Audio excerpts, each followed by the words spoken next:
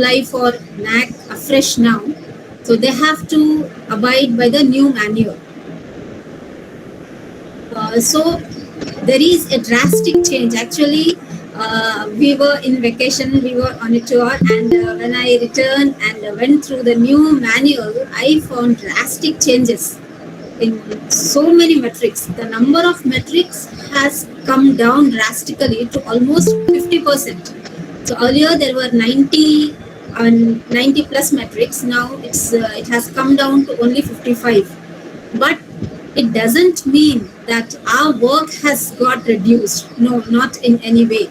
Because what I found is that most of the metrics have got merged. QLMs, 2 to 3 QLMs have got merged, 2 QNMs have got merged. In some cases, even QLM and QNMs, qualitative and quantitative metrics, have got merged. So that has resulted in the reduction of the number of metrics. It has come down to 55 now. But our work hasn't reduced. That's what I want to stress upon. So but the thing is, I think you might have already begun your documentation. So now it's going to be very challenging because you have to refresh, you have to revise your documentation as per the new metrics, as it has got merged. And the word limit for our documentation is only 500. So you have to present so much of data in that one single metric. So the person who has undertaken this huge task, the task is really commendable, sir. So what you have to do is you have to see that you don't miss even a single point in that 500. That is, you have to consolidate the data so that you can project whatever your institution has in that space. That is the 500 word space which is given. And the thing is, 2 to 3 metrics have been merged, and the data which we were allowed to present separately in the previous manual up to June has to be consolidated as a single documentation now. And apart from this, there is one more thing which is added in the new manual, which is the NAP. It is we have to prepare documentation for so many points, so many aspects which relate to the new education policy 2020. So after the executive summary, we are asked, there are more than 20 points, I think. So for each and every aspect, we have to prepare a documentation again in 500 words. So here in metrics, the documentation, the QLMs have been reduced to 21.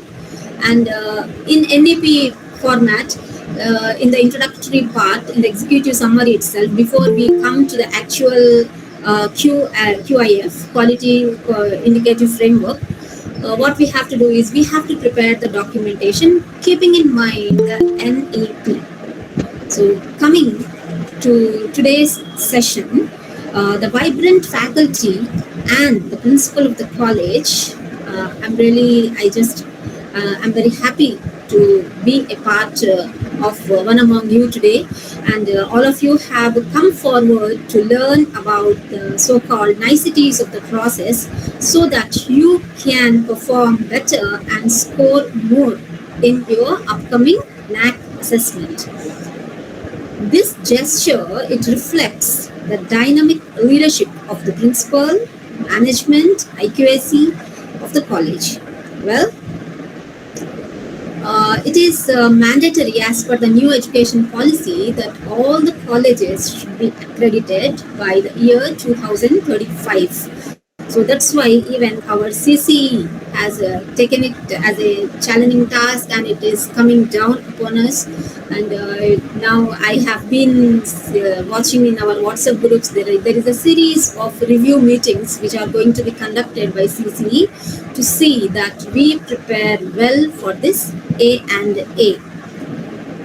Yes, there is a considerable change when compared to the previous accreditation framework, and all of us have There is no other way. We have to brace these changes in each criterion, and we have to prepare our institutional data in the required format so that our weightage in both data validation and verification and during the on-site peer team visit is high.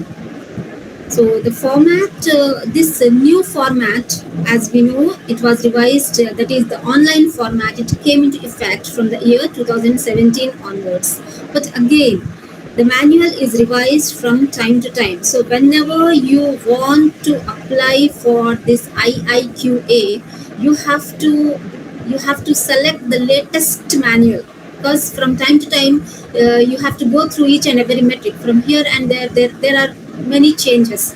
So what we have to do is, whenever we are applying, it doesn't matter when we have prepared our data. We might have prepared our data, these data templates well in advance. We might have written our documentation well in advance, but when you are applying for your IIQA, you have to ensure that your data is in the required latest manual. It is according to the latest manual. So please, before submission, you have to check the manual and see that it is accordingly. Hence, before submitting our IIQA, we have to visit the NAAC website and download the latest manual, and we have to start preparing, from now onwards, we have to start preparing our data in that format only. Let me share my PPT with you. I have a PPT also.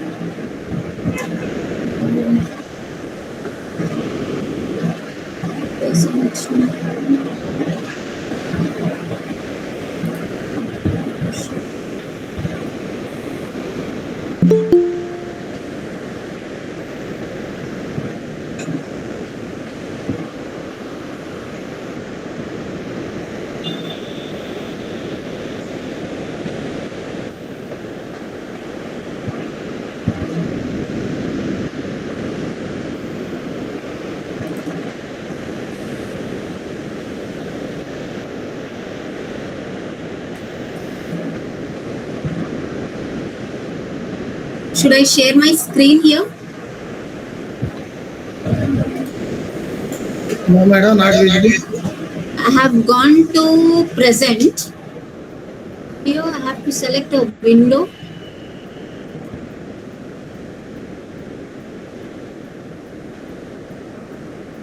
Madam, our faculty will assist you, madam. Sir? Raviteja, sir? I have. आपण assistant, madam. Sharing.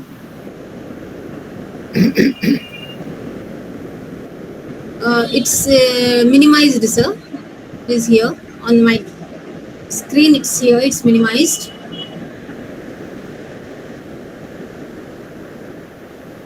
Yes, present. Top. Entire screen. Okay.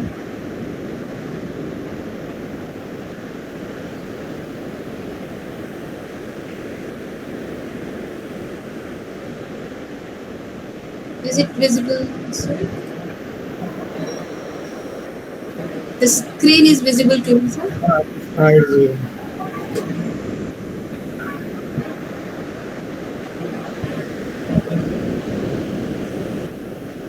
Is the PowerPoint visible, sir?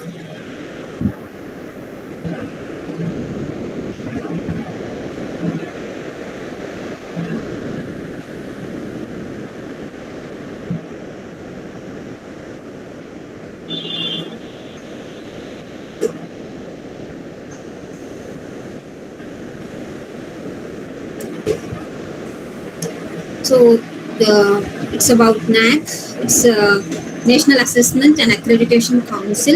It is a prestigious organization and an autonomous body which was established in the year 1994 as per the recommendations of the Education Policy of 1986. And although there are many changes in the process from the year of its implementation, the basic principles remain the same. That is what I have displayed here. The core values of the NAAC, they remain same. So the basis of assessing any institution is the quality which it is offering. So NAAC stresses more on quality than on quantity. Be there be any change in format, the base, that is the quality parameter in every academic activity, it remains the same. So here we have 5 core values of NAAC, which are a contribution to national development, fostering global competencies among students, inculcating value system, promotion of use of technology, and quest for excellence. And here, what we have to remind ourselves is that although these are the core values of NAAC, but NAAC wants to see how these values are implemented by the institution, each and every college, because the main purpose of any institution of higher education is to promote quality culture among the future generations of students. So it tries, the NAAC, that is this council, it tries to assess how the institution is promoting and sustaining all these core values. We must ensure that our students are an asset in the national development. We have to see that we have to inculcate such qualities among our students that they become asset for our country and not liabilities. Then we must ensure that we promote a kind of competitive spirit among our students to face the global challenges of the society, and our students should develop a value system. They should have a moral and ethical value system, and they must not become selfish, they must not become self-centered, and on the other hand they have to be morally upright and socially committed. So these values, the promotion of these values, we come across these values, promotion of these values in 7th criterion, where we conduct so many activities which inculcate such aspects in our youth. And finally, what we have to do is these core values, when we talk about our institutional distinctiveness in the 7th criterion, and when we talk about our vision and mission of the institution, we have to see that these values are touched upon. Somewhere you have to see that these values, this is a kind of nice thread which has to bind, which has to join these values, the NAAC core values, with the vision and mission of the institution, because all of us, we are working towards one common goal. So we have to see that our vision and mission of the institution is clearly mapped with these core values, and the institution should be able to promote the use of technology and should be always in quest for excellence. So we can say that just like a receding horizon, perfection is like a receding horizon. We think that we have become perfect, but no, when you reach that stage, you find that excellence is somewhere else. So we have to chase perfection. At least we will reach excellence, because perfection is unattainable. Here let us see what happens when we are accredited by NAAC. What are the benefits of NAAC for the institution? So it helps us identify our own strengths and weaknesses. We have a column called SWOT analysis. So our strengths, weaknesses, opportunities, and challenges, we can assess ourselves. And this assessment, when we self-assess, when we introspect ourselves, what happens is it gives us a new sense of direction, and it helps us in planning and allocating of funds. We know what our weakness is, we know where we are lagging behind, so that if it is physical infrastructure, if it is any academic facilities, so what we can do is, in our budget planning, we can allocate budget for that particular aspect.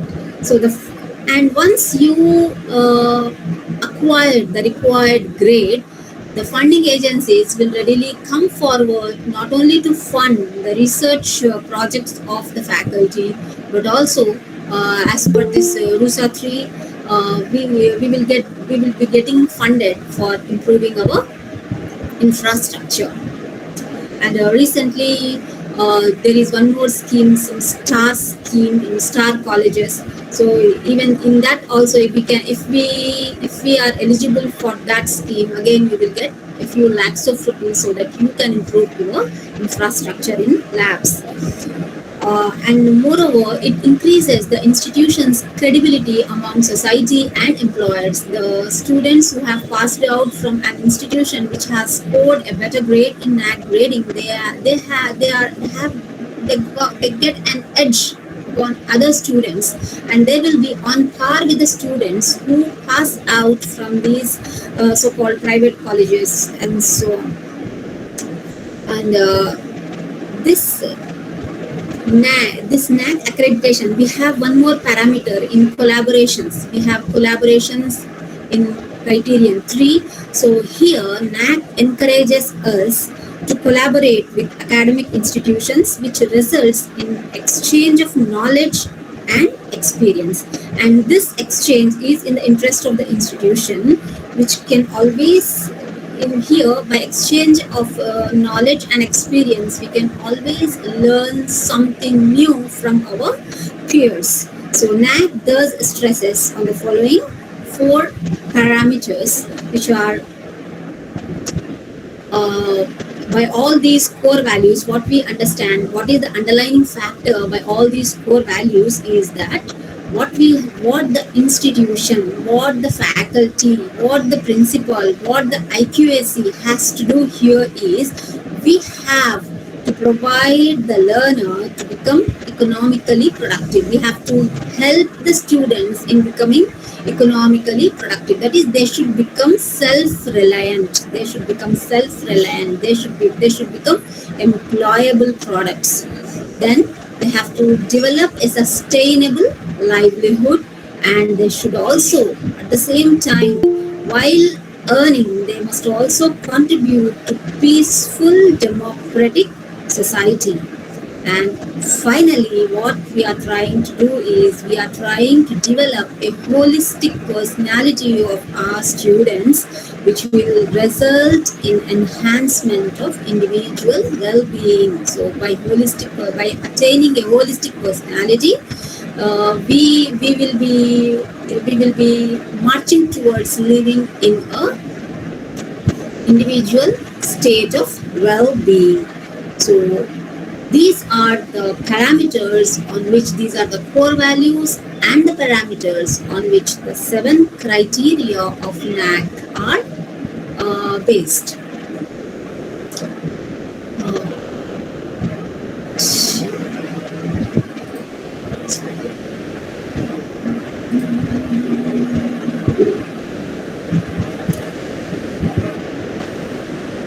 Then here I have displayed the 7 criteria, and what I have placed in center is quality. So in each criteria, what matters is quality.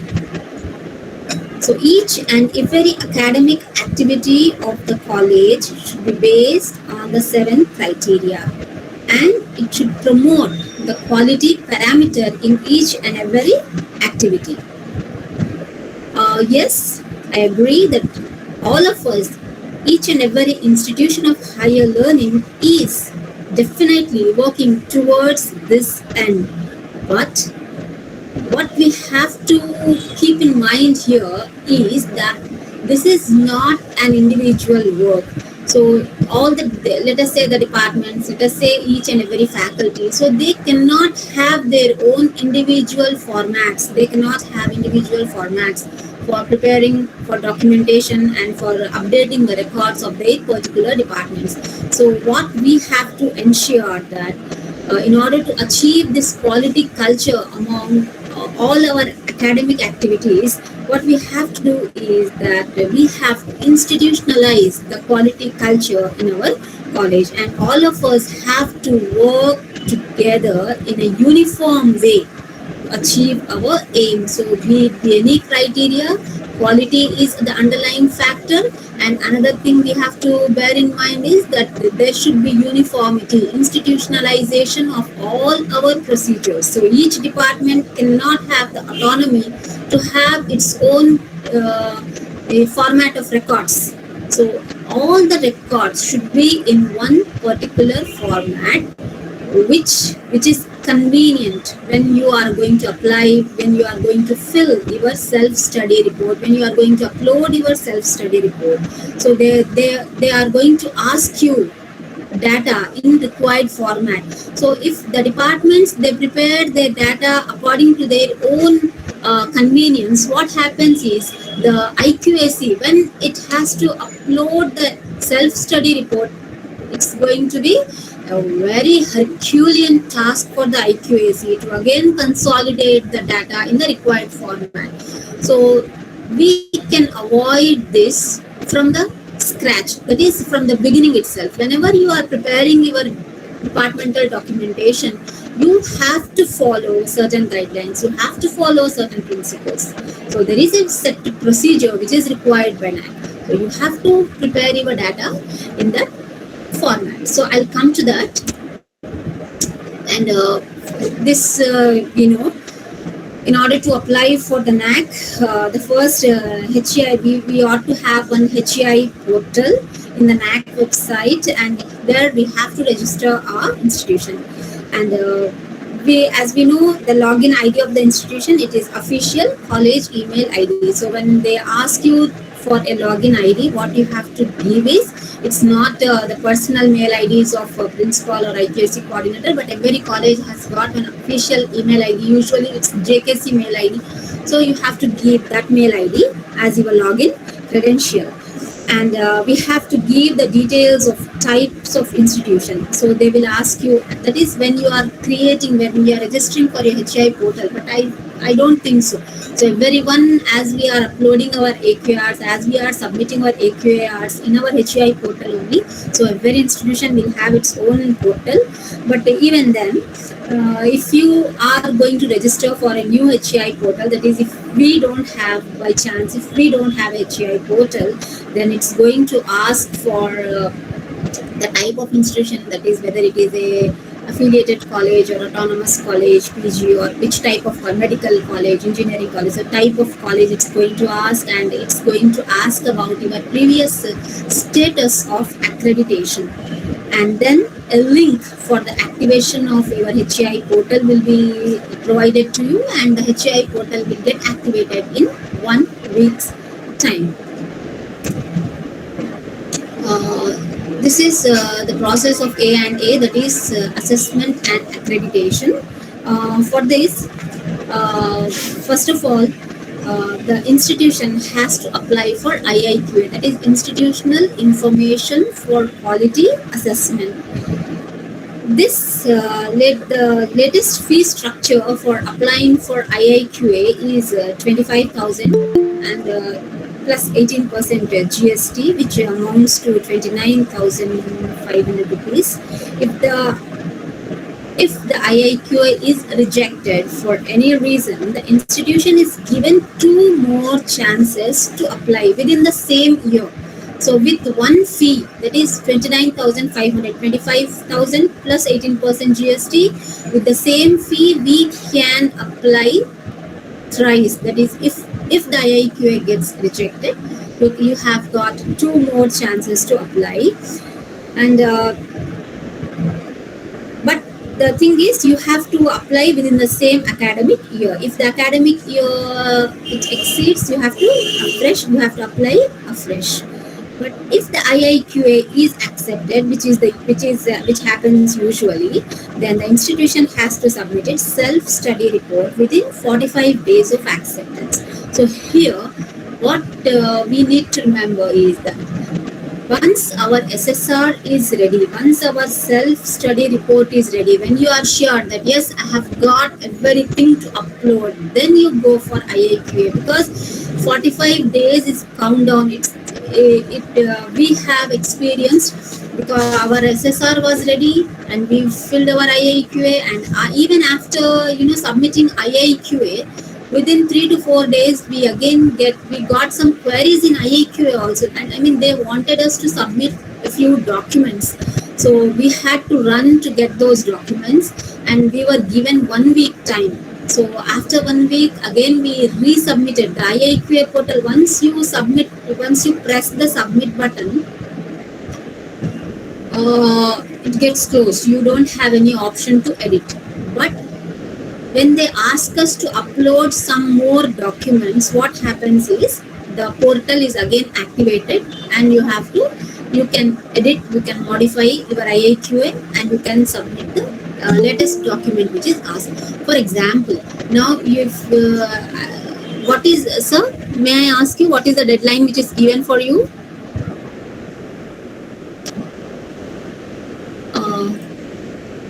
October 22. October 22, madam. October 22. Yes, madam. So what we have to have with us is the latest affiliation certificate. The latest, because usually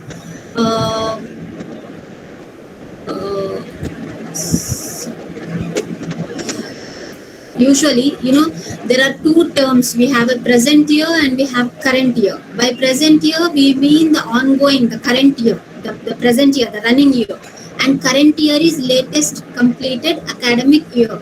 So KSN College had the affiliation certificates up to 2019-20. 2019-20 was our current year. But when we submitted our IAQA, the year was 2020-21. That is the present year. So in IAQA, they wanted us to submit the affiliation certificate of the ongoing year.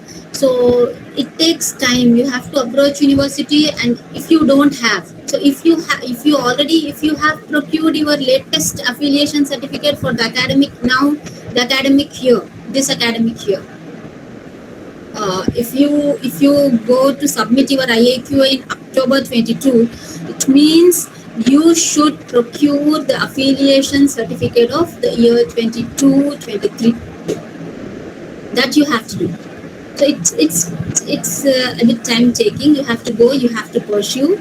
And what we have to ensure here in affiliation certificate is that whatever programs we are offering, again, program and course, we should not get confused with these two terms.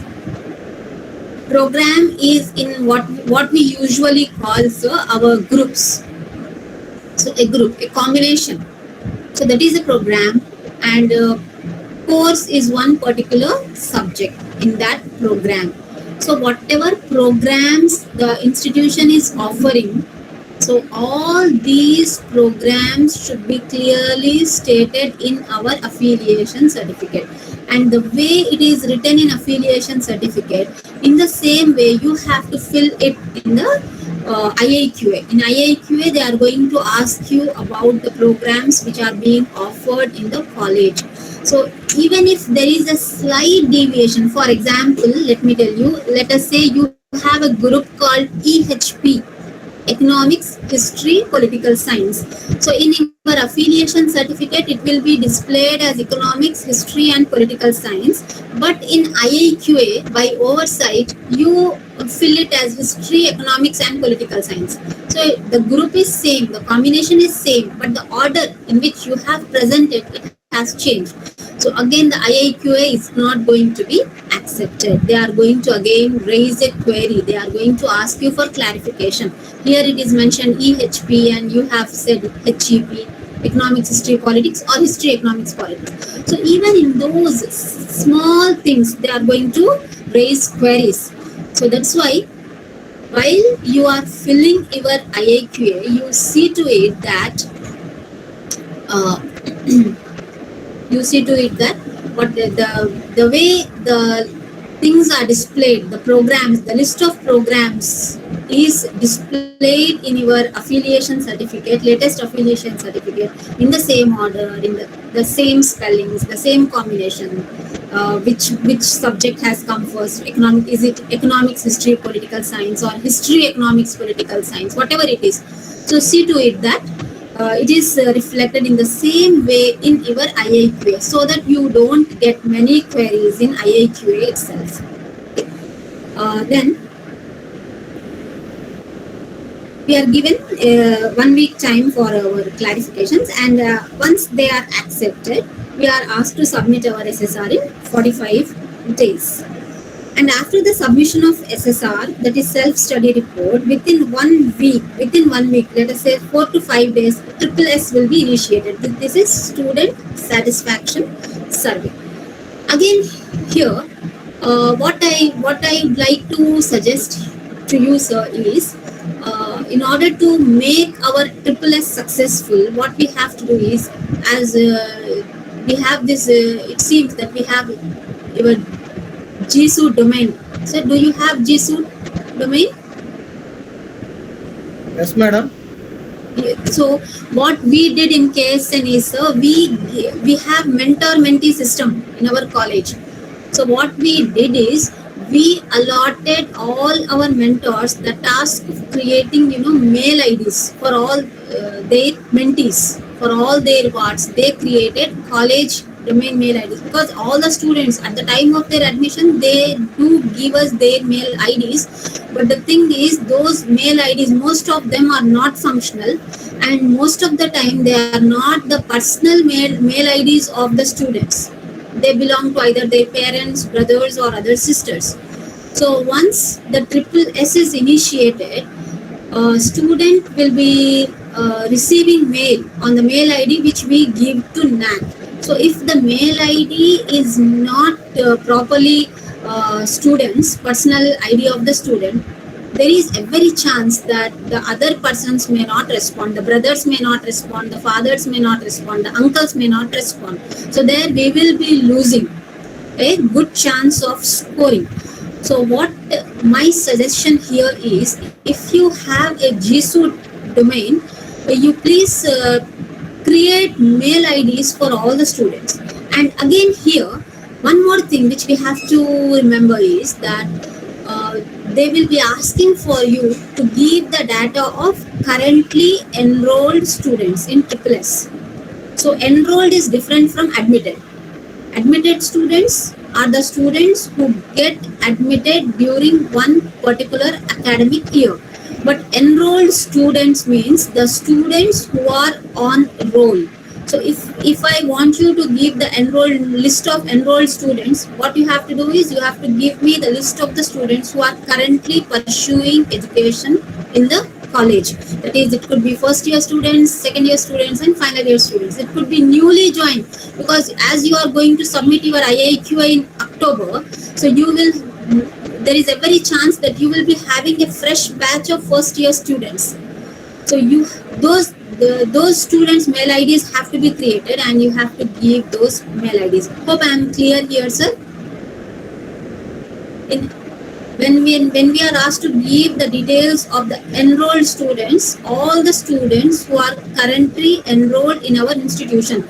So in our current academic year data, that is in our executive summary, we might have given the data of the latest completed academic year. That list of students will be totally different. But here, you have to add the first year students also for triple S survey. The final year students would have passed out. We might have given the data of the final year students in our executive summary. We might have given the data of the final year students in our profile, the current year data. But those students will not reflect here, because they would have already passed out. A new batch of students would have joined us in our college.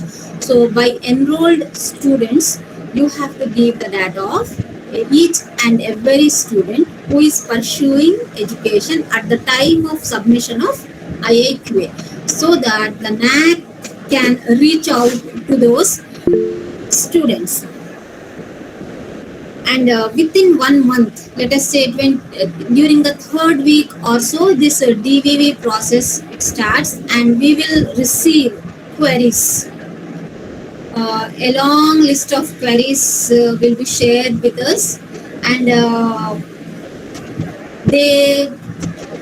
they look into each and every aspect. Whatever data we have given, they look into it and they will ask for more. So for this standard operating procedure, we have got an SOP. So you have to download the latest SOP and you have to prepare your data accordingly.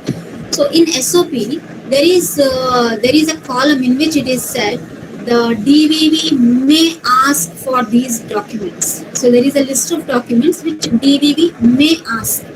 So with my personal experience, I would like to share that what we did in KSN was, even without DVV's asking, we gave that required information. Let us say first, second, and third aspect, which DVV may ask. And during DVV, what happened is they jumped to the last item, fourth aspect. So what I think is, if we had not given those things which DVV may ask, which we already had, okay, we had that information with us, and what we did is we presented it with SSR itself, with our self-study itself, we presented that information. And what happened in DVV process is, they asked for the next level of information. So if we had withhold that information with us, it would have been easier for us. They would have asked for that first point or second point. But what we did is we gave that already in the SSR, and they went for the final thing. And they, for example, to make it clear, for example, in student enrollment, it is said that we gave, okay, in our data template, we gave the list of all the students who are currently enrolled who were enrolled during the latest completed academic year. And what was given in SOP was, the DVV may ask for authentication by the head of the institution, that is the principal. So they may ask for authentication by principal on his letterhead, on the college letterhead. The DVV might have asked, but what we did is, we submitted it along with SSR. We submitted all these documents on principal's letterhead. We took his authentication with all the seals and stamps, and we presented. And what DVV did is, they wanted us to authenticate the information from university, from the registrar, from the admission section. So again, we had to take the list, we had to take our DCR, we had to take our admission register to the university, and we had to get that data authenticated by the admission section in the university. So here what we can do is, we need not present, we should have everything ready with us, which DVV may ask. We should have all those things ready with us. Once the DVV, if that query is raised, we will be ready for presenting. If we present it in the beginning itself, they will go for the final thing, and they will make us rush to the university and get all the data signed. So that's, again, it's time taking. Then once the clarifications are submitted, you will be given 2 weeks time again. So in 2 weeks, you have to submit the clarifications, and the portal, the separate. And as I said, in IIQA we were given a chance for modification. In IIQA queries, the IIQA portal was opened, and we were given a chance to modify. So we modified it according to our affiliation certificate. But as far as SSR is concerned, during the DVV clarification, SSR is not going to be open. The SSR portal is not going to be open. It's going to be closed. So a new tab of DVV clarifications will open, and there the queries will be there, and you will be given a tab to upload your PDF files. So you are not going to see your SSR again there. So you are not going to be getting a chance to modify your self-study report. And even once the DVV clarifications, they get accepted, when your final SSR report is generated, what I observed is, all the documents which we submitted during our DVV process, they are not substituted in the SSR. Only the documents which we have already submitted, They are there in the original document, and the documents which we submitted in DVV, they are not added to the original copy of the SSR. But the queries which were raised and the acceptance, etc., this was attached as an additional annexure at the end of the SSR. So this is one thing. Yes, but the data summary, it changes. Once you submit your DVV queries, if the number changes, the number of students or number of seminars or number of publications, whatever it is, the data, the number, the numerical values, they definitely change in our SSR. They are reflected, but the documents, the PDF files, the additional information which we have submitted in SSR, it remains the same. The DVV is not going to substitute that information again.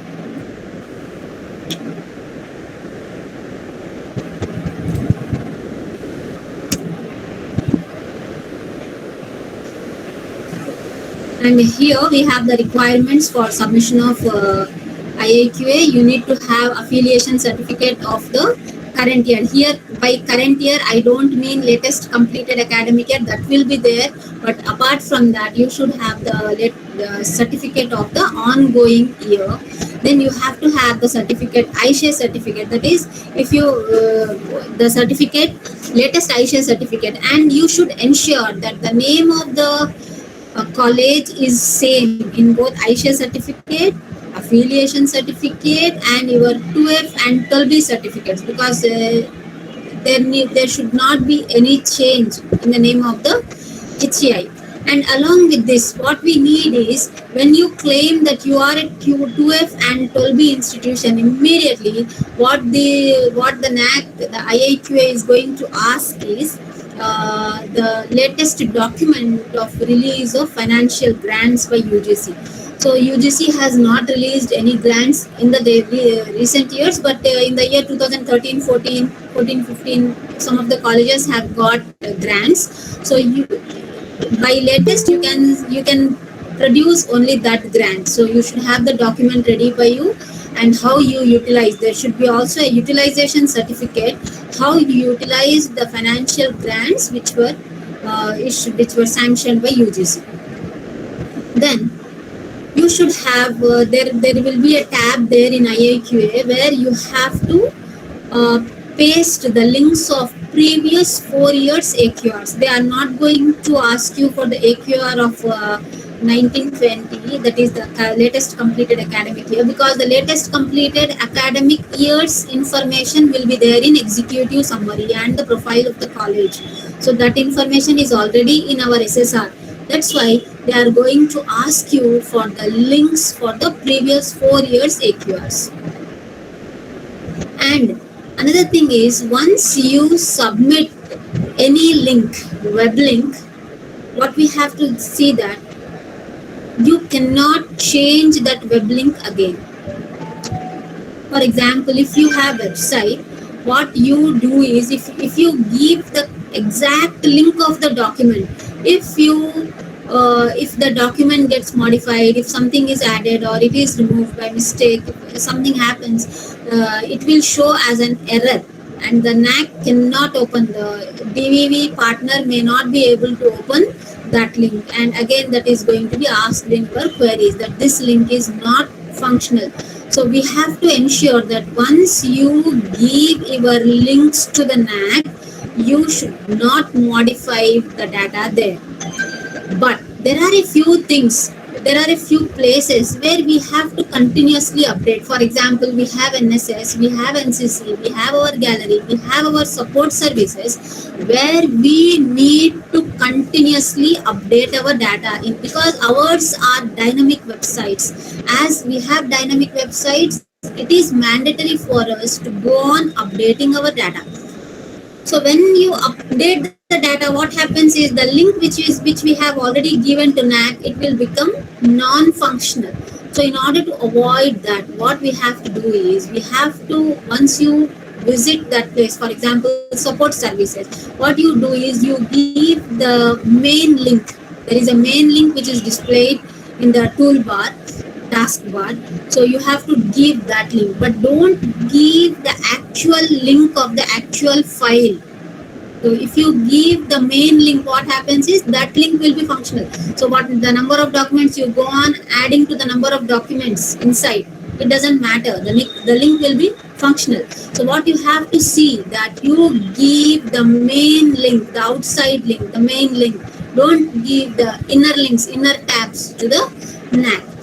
And one more thing is you should have this RTI in our college, and this RTI should be this policy, RTI policy, and the RTI committee, and who are the officers of this RTI, Right to Information Act. The Right to Information, latest Right to Information Act should be displayed on our website, and along with that, the committee which is looking after this right to information, the officers, their contact numbers have to be reflected in our website, and that link has to be provided in IIQA. And after all these, again there is a format that here the principal has to give an undertaking that all the information is true to the best of his knowledge. That is a self-declaration, and you have an online payment option. And even in online payment option, what we can see here is you have to give one head of account. So the head of account, it should be that of college head of account. It has to be a college head of account. If you give your personal head of accounts, it's not going to accept. College head of account, that is college institutional account, principal as its head, it has to be given there. But for making the online transaction, any account can be used. It doesn't matter whether it is of principals, or it is of IQAC coordinators, or it is of senior assistants, or any other faculty members. It should be an active online account which can be used for financial transaction. But for head of account, only the official college account has to be given. Then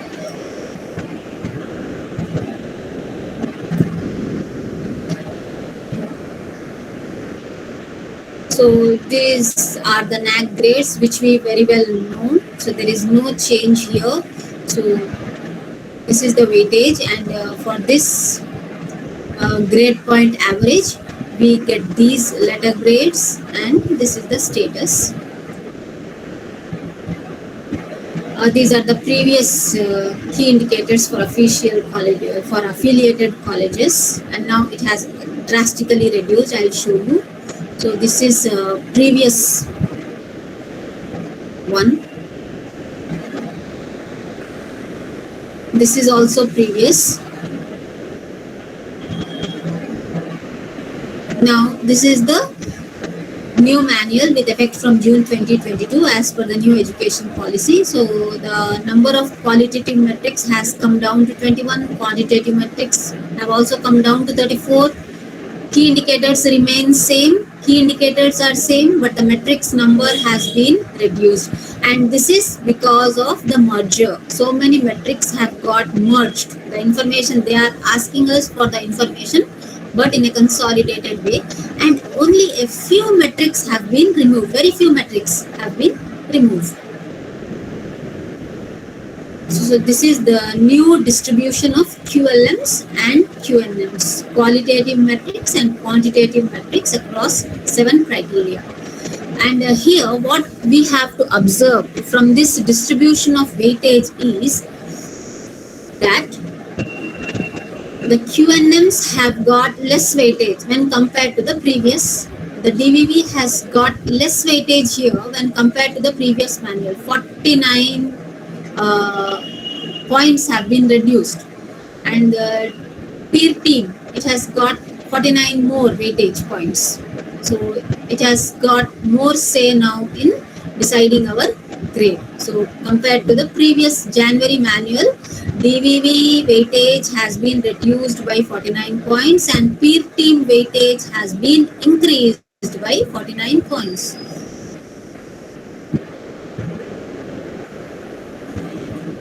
So these documents which are required while we submit our SSR. We have, that is data sheet. That is data sheet is the prescribed data template which is provided in the SSR manual itself. So when you open your manual, you will be, all these things will be displayed. So you have to download the data template, you have to fill it, and you have to upload that Excel file. So you need not convert it into any PDF. And there are a few things which are compulsorily uploaded. So how we know is that there is a little star mark. So if there is a star mark, it means that file is compulsory, it's mandatory. If you miss that file, your SSR is not going to be submitted. You have to see that all the compulsory files which are highlighted by this asterisk mark, they are uploaded. And here necessarily it has to be a PDF file, and only if the PDF file is about 5 MB, you can directly upload it in NAAC website. But if it exceeds 5 MB, one thing you can do is you can compress it online. There are online compressing platforms, so you can compress the file, see that it comes down to 5 MB, but most of the files, they exceed this limit.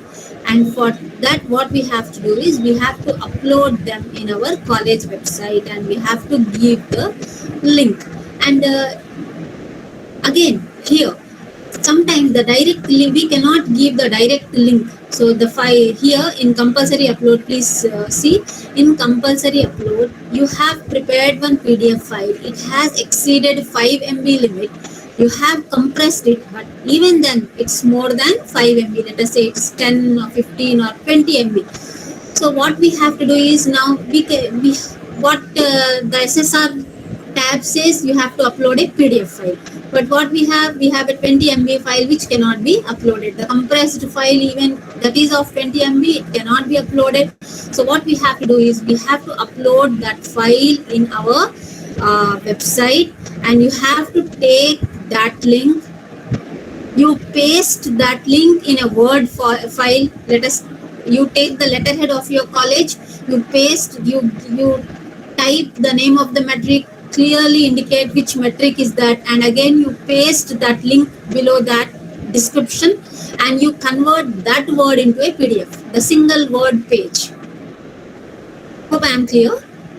So what you do is, the PDF file has to be uploaded in your website, that web link has to be taken, and it has to be pasted in your college letterhead. Again, that letterhead should contain the clear description of what URL link you are giving.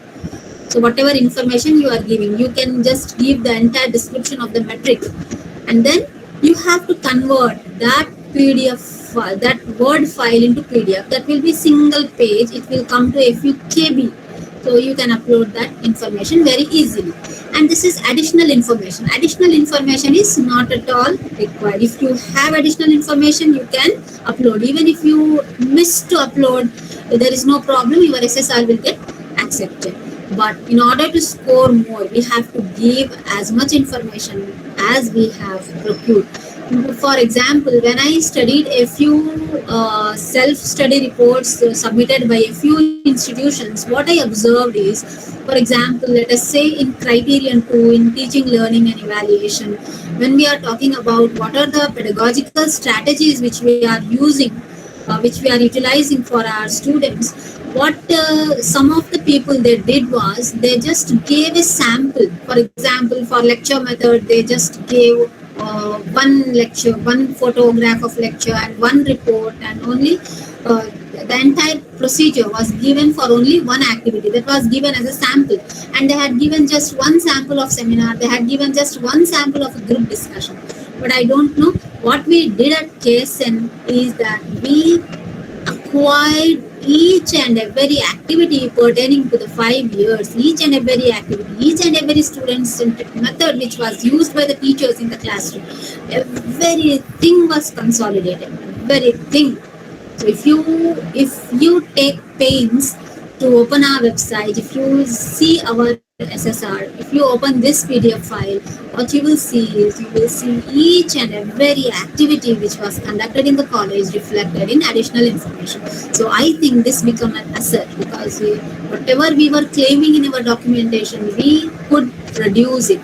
We could actually produce the evidence of, and we didn't leave even a single department. We got the activities, we procured the activities.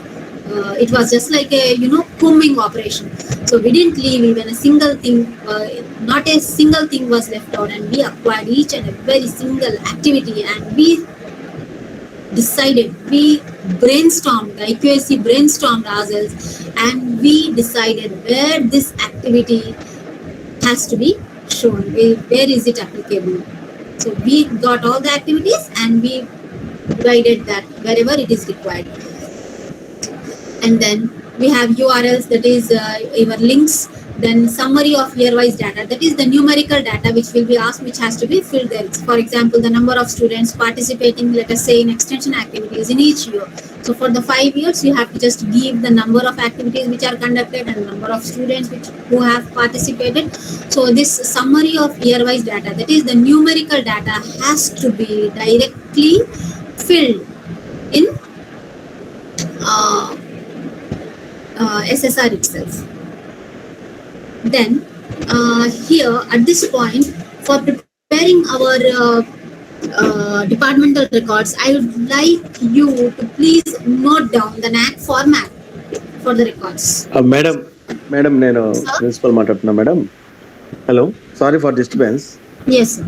Hello sir, మీరు ఇంతవరకు చెప్పిందంతా అంటే ఐక్యూఎస్సి coordinator ఐఏక్యూఎస్ submit చేసేటప్పుడు ఎటువంటి cautions తీసుకోవాలి ఇటువంటి చెప్తున్నారు. It's okay, but దానికి అదనంగా మాకు క్రైటీరియన్ ఇన్ఛార్జెస్ ఎక్కడ కాన్సన్ట్రేట్ చేయాలి for getting a good grade, అటువంటి వాటి మీద ఫోకస్ చేస్తే it will be better useful for all the staff members. Sorry for disturbance. Yes, sir, that's what. Please make a note of the format which is required for preparing the documentation of each and every department.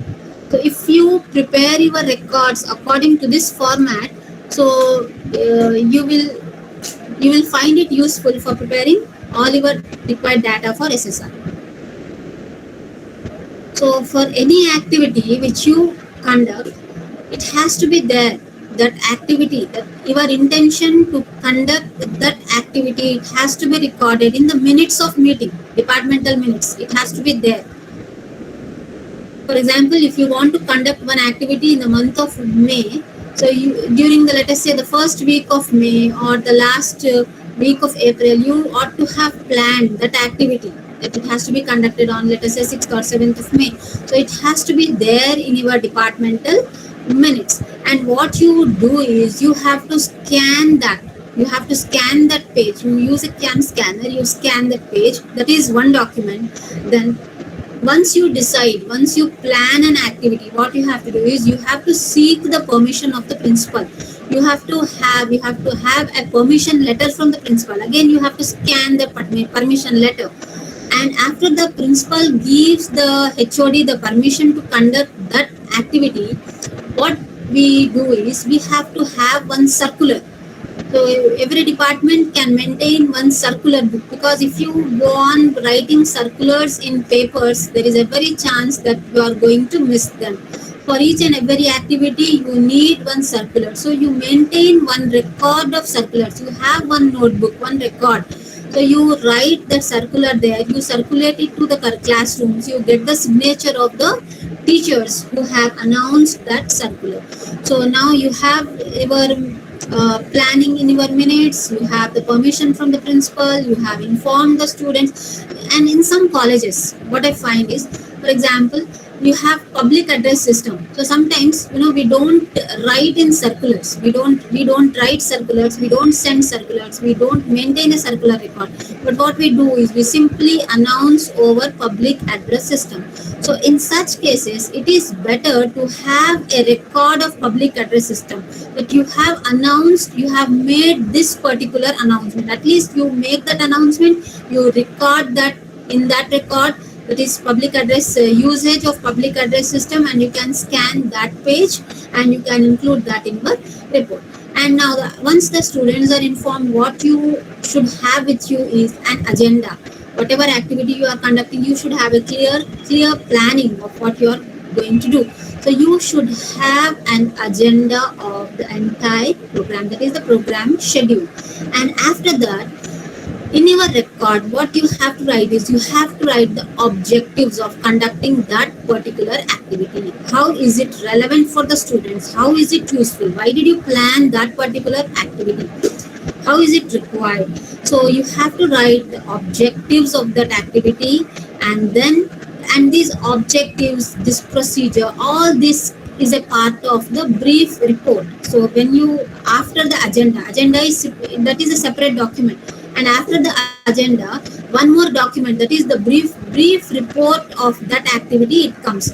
So in that brief report, what you have to include, the first thing is you give it a side heading, you write objectives. So what are the objectives for conducting this activity, and what is the actual procedure? What procedure did you follow? So that is, how did the program progress? How did you divide your students? How many students were made into a group, and what did you do? And after the procedure, what you have to do is you have to note down outcomes of the activity. So every activity should have certain outcomes. So what were the objectives? You started that activity with a certain objective, with a certain aim, with a certain target. So in outcomes, what you see is whether those targets have been reached by you or not, whether you were successful in reaching that target or achieving those objectives. So after the outcomes, what we have to add is a geotagged photo. So the NAAC is asking for geotagged photos in criterion 7 for now, and in criterion 3 and in criterion 5, but we don't know. So in DVV, they may ask for geotagged photos for each and every activity. So it is better to have that app in our camera. So whenever you click a photo, let it make it a geotagged one. So that's easier for us. So have a geotagged photo, one or two best photos of the activity, and after the photos, you should have in your record, you should have feedback from the student. This is very important. So what have the students learned? So let us say if it is a seminar, so take the feedback from few students. How did they find that activity? What did they learn from that activity? Feedback of the students who presented the seminar. What was their experience? What did they learn? And how did the activity increase their confidence levels or enhance their domains of knowledge? So whatever it be. So be it the participants or the presenters, you take the feedback from both the groups. So after the feedback, what is the next complement of our report according to NAAC format is the observations of the teacher. So who is the teacher here? The person who has conducted that activity, the person the in charge teacher, that is the in charge lecturer who has conducted that activity. He has to give his or her observations on the activity, how he has conducted and how the students have responded, what have the students learned. And after this, you should have a list of participants. This is again important, and it is not only list of participants, it should have their signatures. The participants who have attended that activity, you should have name, you should have the program, that is the group in which the students are enrolled, the date on which the activity was conducted, and proper signature of the student. So in DVV, they will select random activities. They will select random activities from our SSR, and they will ask you to give the list of participants. So here, if the students have already left out the institution, we will find it very difficult to procure their signature. And that should not be the case. Whenever we conduct the activity, you should procure the signatures of the participants then and there. So you should have that readily available with you. So you scan that also, the signatures of the student. And finally, the mapping. So all of us, we have got COs, POs and PSOs. So which CO is mapped along with this activity? Which CO have you attained? Which PO have you attained? Which PSO have you attained? So you have to map it with something, either CO, PO or PSO. You go through your POs, stated program outcome, stated course outcome. You see how this activity is related, how this activity can be mapped with that particular CO, that is course outcome. So if you, and all these things, all these this brief report, agenda, the permission letter, the circular, all these things, they have to be scanned and they have to be produced as a single word file. For each activity there should be one word file. And while the team, the person who is consolidating the data, it should be a committee, not a person. So the people who are consolidating the data, what they will do is they will attach all these word files together. So that will be a very comprehensive report. And even let us say when you have applied for IAQA, even when let us say our representatives from Commissionerate of Collegiate Education, they visit your college, they are going to ask you for each and everything from whatever I have stated now. They are going to, scan your records. That's what happened in our case. So all the records were scanned and each and everything was asked for. So where is your feedback? Where is your observation? And all these things. So it's better. So we have done, we do it actually, we do it. But sometimes we don't do it for regular activities or for not for each and every activity. But we have to make it into a habit that we follow this procedure while we conduct each and every activity, because that is going to be very helpful when we are preparing our SSR. Then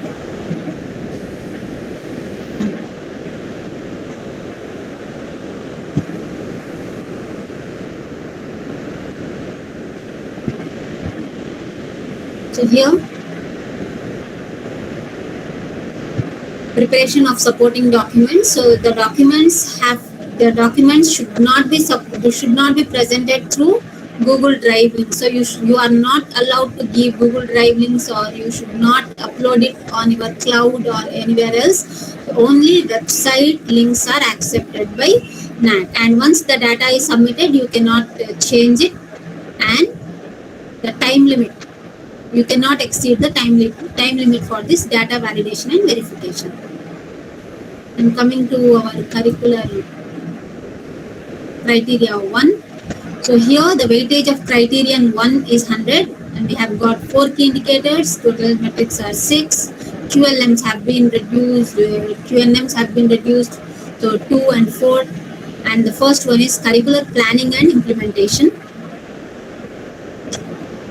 For affiliated colleges, we don't have that much flexibility in curriculum planning, designing. What we can do is we can just plan and we can implement. So here what we have to see that every department should maintain these annual curricular plans, and the annual curricular plans, the way which you have planned, it should be reflected in your teaching diaries. And all the departments, all the faculty should maintain teaching plan, that is teaching notes. So when peer team visits, it may ask for samples, it may visit the departments. During the presentations, it may ask for a sample, or during the visit to the particular departments, it will go through your curricular planning, and they may look at one entry in annual curricular plan, and they may want to see the same entry reflected in your teaching diary, and what are the additional tools which you have claimed in your annual curricular plan, whether you have used the same tools in your diary, whether they are reflected, and what was the co-curricular activity which we had planned in our curricular planning, and whether we have conducted that co-curricular activity or extracurricular activity or not. So all these will be cross-verified by the peer team. So we have to be very careful while preparing our annual curricular plans. Then coming to academic flexibility, here it is CBCS, choice-based credit system. So almost all the programs have this CBCS. What we have to keep here is the data handy, that is readily available to us, is which programs have these experiential learning, which programs have these project works, how many students have got enrolled in. It is not the project work which is given by individual departments, it is the prescribed project work which is in our curriculum. So the number of students who have done on-job field projects. So So this data is very much required in academic flexibility. And how many students have chosen this cluster? So the final year students, they choose this cluster. So how we should have that data readily available with us. Coming to this curriculum enrichment, here uh, what we present here is the number of value added courses.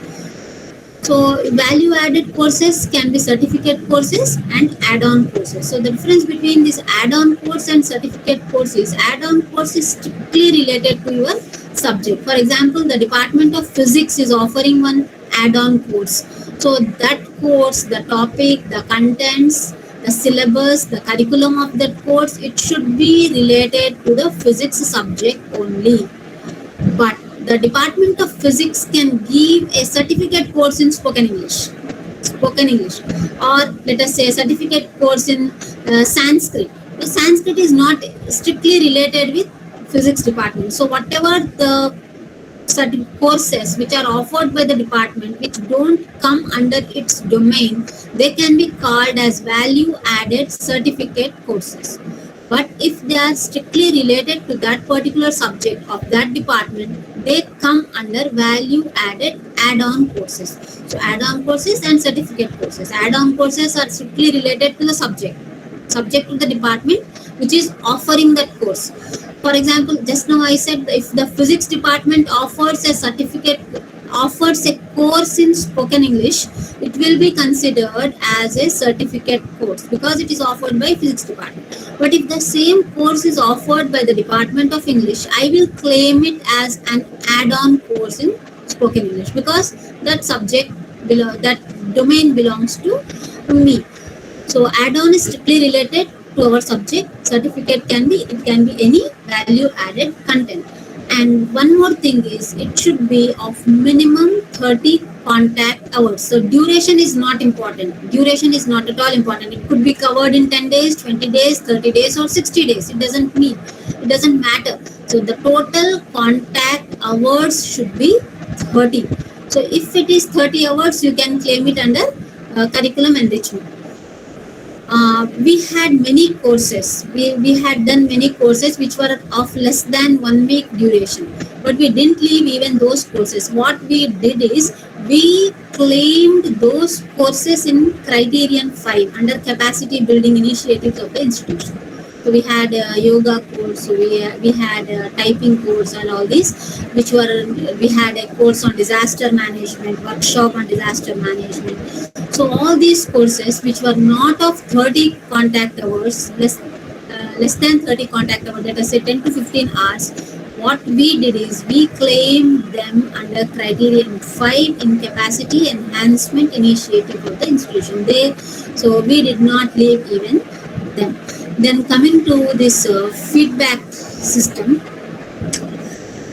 here what we did is so that every student can get a chance to record their feedback, we created one Google form from our IQAC mail, our drive, and we have uploaded that feedback form in our website. So here feedback forms for all the stakeholders are made available on our institutional website, be it students, alumni, parents, teachers or employers. So we have the forms available on website, and when you have to produce the hard copy or the scanned copy of these documents in your SSR, what you can do is you can simply take a print out. And one more thing regarding this online feedback system is it gets automatically analyzed, so you need not manually analyze the feedback. So it gets automatically analyzed as a pie chart, bar graph, in whatever form if you need it. So it's automatically the feedback is analyzed. What remains to be done by the institution here is you have to upload one action taken report along with this feedback. You have to have one ATR, action taken report. And here what we can do here is the NAAC will see, the DVV will see whether we have responded to the feedback collected from the students. Here what we can do is we can assemble the students at one place, we can brainstorm and we can ask for their feedback. And once they come up and with their own suggestions, what you can motivate them to fill the same thing in their online feedback in Google Form. So you already know what their requirements are, and you motivate them to fill the same feedback in the online format. And what you do is you take the necessary steps to and here this feedback in criterion 1.4, the feedback is strictly academic. It's not some other, it's not a feedback on let us say support services or any other facilities, physical facilities or infrastructure. So here the feedback should be strictly related with curriculum. So whatever feedback they, so here usually what feedback we got from our students was that they wanted various certificate courses. For example, the non-computer students, they wanted a certificate course in computers. So that way, so the non-commerce students, they wanted to learn some accounts. The English students, they wanted to learn Sanskrit. Some of the students, they wanted to learn Urdu. Some of the students wanted to learn Korean language because we have a Kia company, Kia Motors, which is a Korean company. So they wanted to learn Korean. So this is related to enrichment of curriculum. So such type of feedback, what we can do is we can analyze the feedback and we can take the necessary action. That is, you can offer that certificate course which the students have asked, and you can claim that yes, that action has been initiated on that particular feedback. So here we have got a few changes in criterion 1. Here 1.1.1 and 1.2.2, these are merged. These two QLMs are merged and now they are made into one. Again, this 1.4.1 and 1.4.2, these both QNMs, they are merged, and even the weightage is also merged. So this is, as I said, it is because of this merger, the number of metrics has got reduced.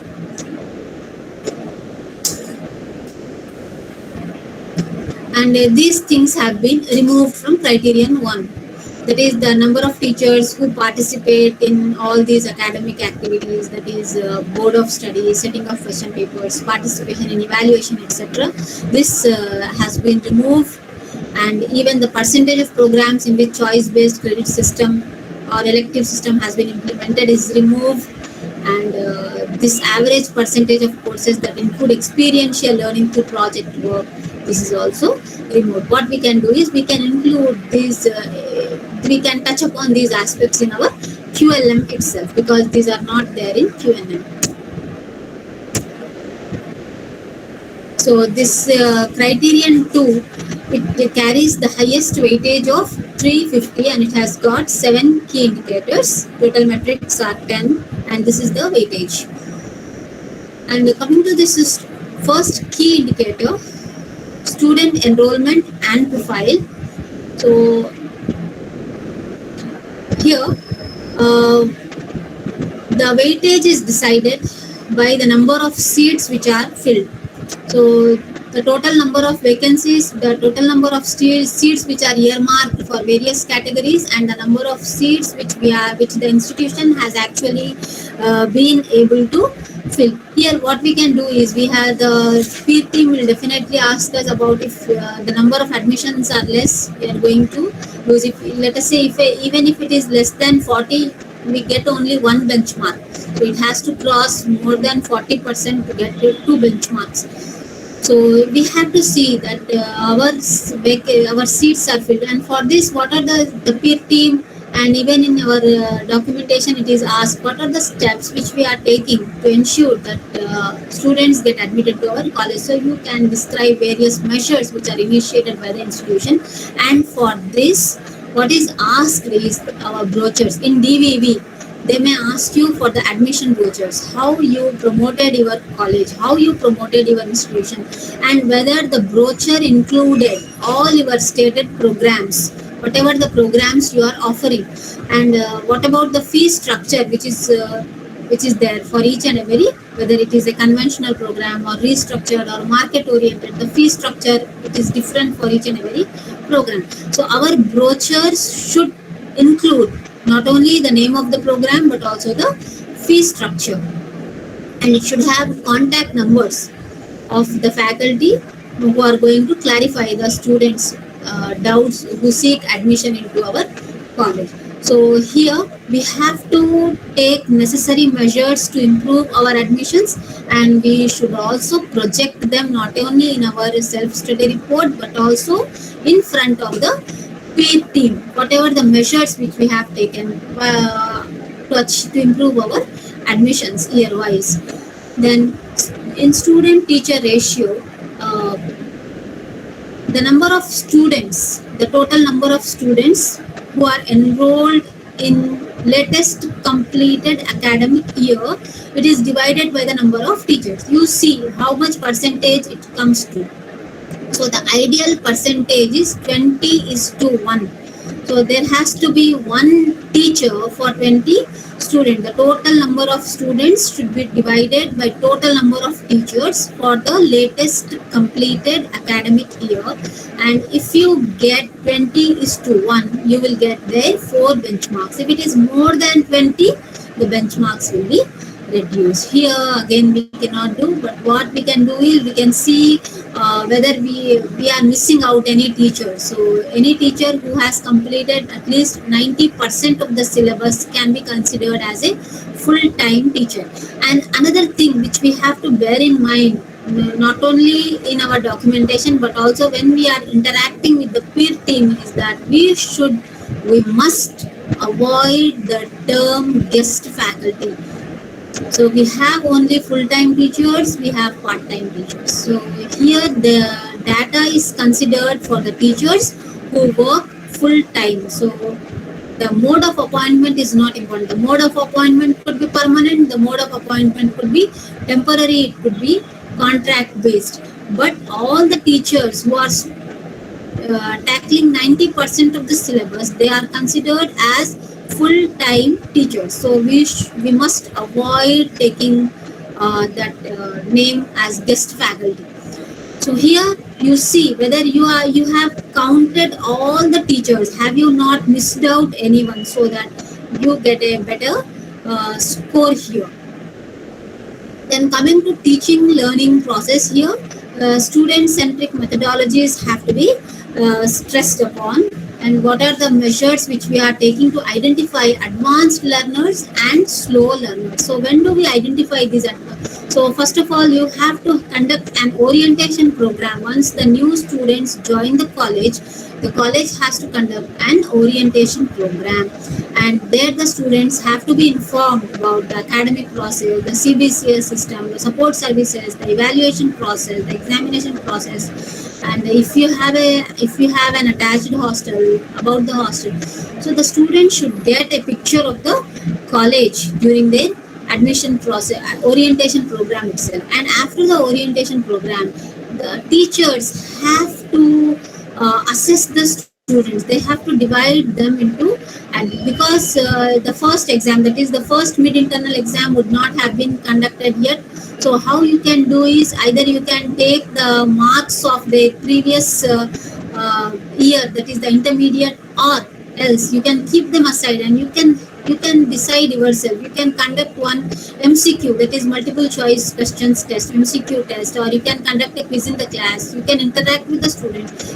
Every teacher, every concerned teacher in every class can design his or her own strategy to decide whether his or her learners come under advanced learners or slow learners. But the thing is, you should not categorize them publicly.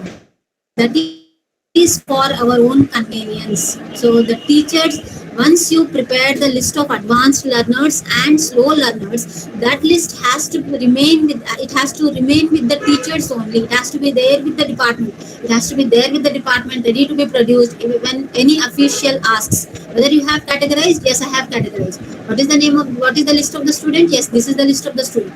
But that list should not be displayed on the notice board. That list should not be announced in the classroom. The students should not know that they are divided into these two categories. But as teachers, what we have to do is we have to take the necessary measures necessary, we have to adopt the necessary modalities of teaching to meet the requirements of such students. And regarding this evaluation process and reforms, the students should know the procedure of evaluation not only for theory examinations but also for practical examinations, and this has to be displayed on the notice board of examination cell. The students should have very clear picture of how they are going to get marks. So they must know that the process of this continuous internal evaluation. So what we have to do is we have to divide the marks that is under CIE. So every department should maintain fresh marks registers for this current batch, and for first mid exam it has to be conducted for 50 marks, 20 marks are for theory exam, 10 marks should be for assignments, 10 marks for any curricular activity, and 10 marks for extracurricular activities. So total will be 50. And again in second mid internal exam, again the same process has to be followed. Assignment, one curricular activity. Curricular activity could be a quiz, it could be a seminar, it could be a group discussion, it could be brainstorming, it could be a language activity, it could be any project or anything.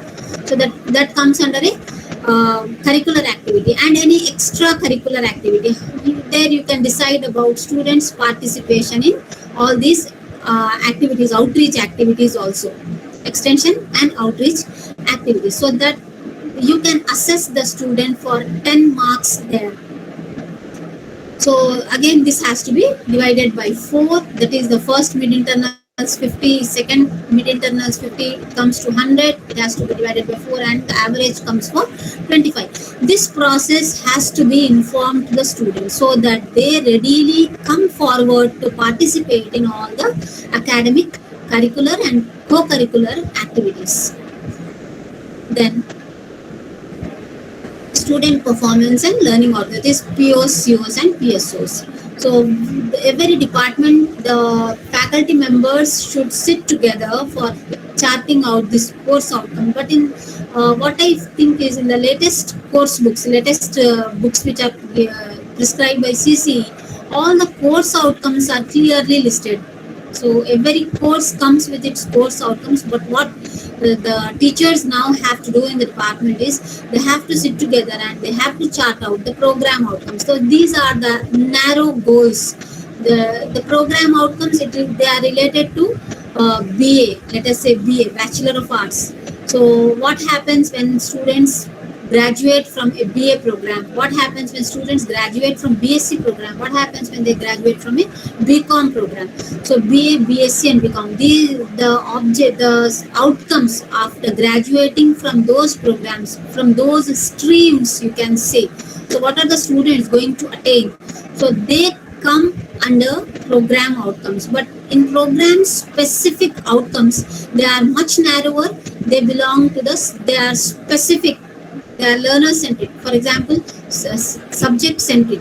For example, you have MECS, let us say maths, electronics and computer science. So what will the student especially learn once he or she completes graduation from that particular specific combination?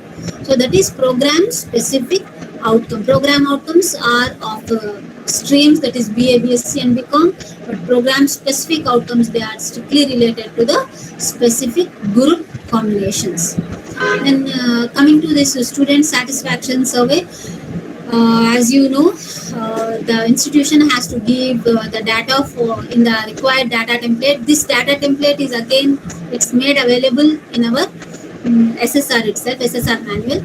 So here we have to fill in the data of the currently enrolled students. Every student who is currently, that is at the time of submission of this proforma, every student who is enrolled in the institute, you have to give the details of all those students, and it's better to give the data of all the students, and the NAAC will randomly, the system generate, it is the system generated list, the system will randomly select 30% of the students. 30% of the students are going to receive questionnaire from NAAC. Then there are 21 objective questions, and the 22nd question is subjective, where the NAAC will ask the students to give their own feedback. So they have an opportunity to type their response there.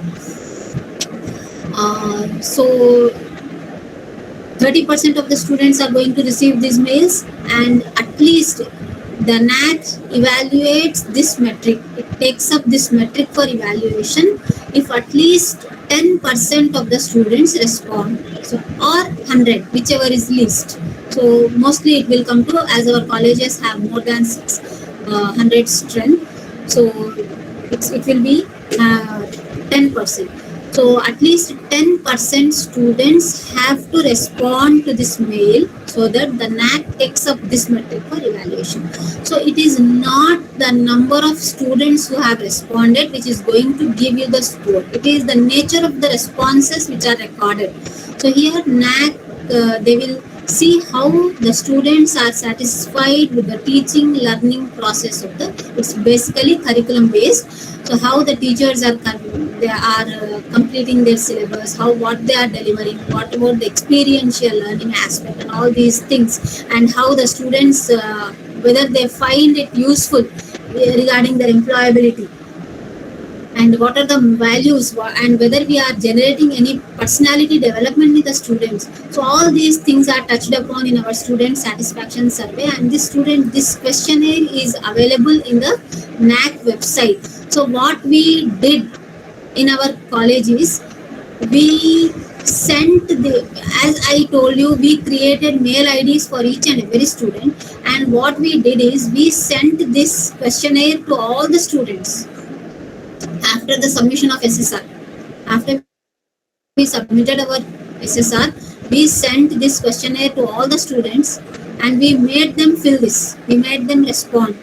And whenever, most of the students, whenever we explained each and every question, each and every option, and whenever they got any queries, they came and asked, they sought clarifications about those terminologies, and we explained.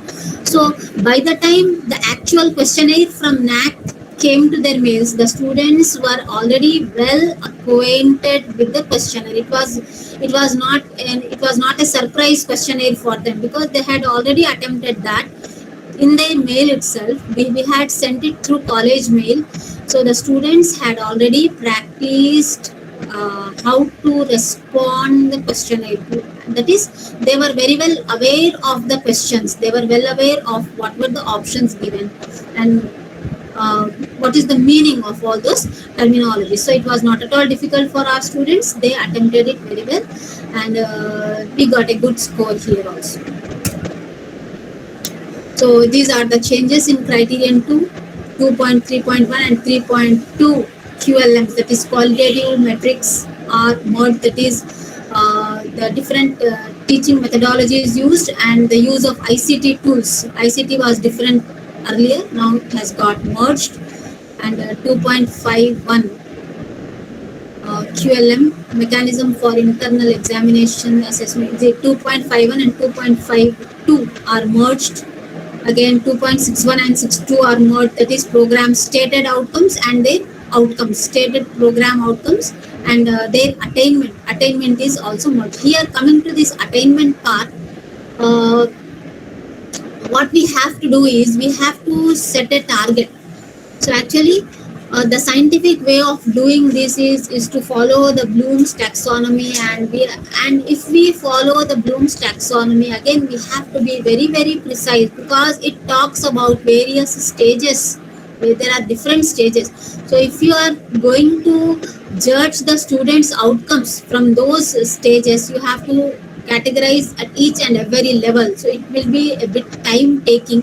So what we did is, we set targets. That is, this amount of percentage.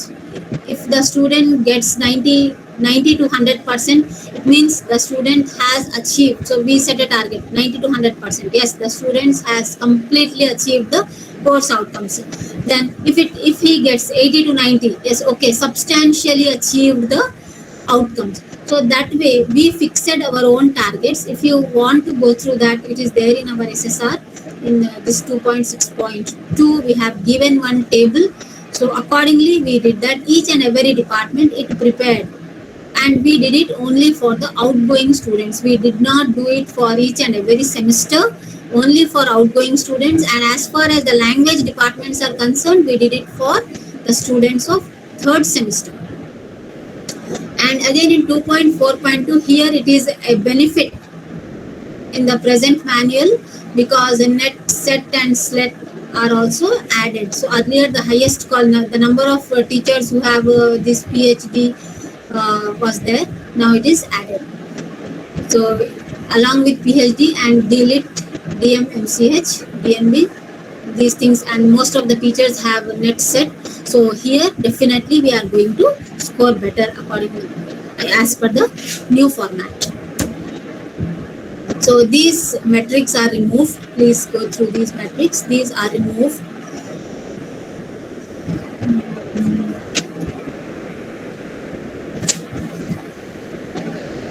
Three metrics are removed.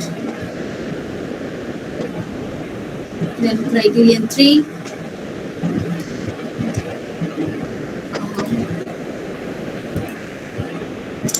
Just I'll have a sip of water and come back.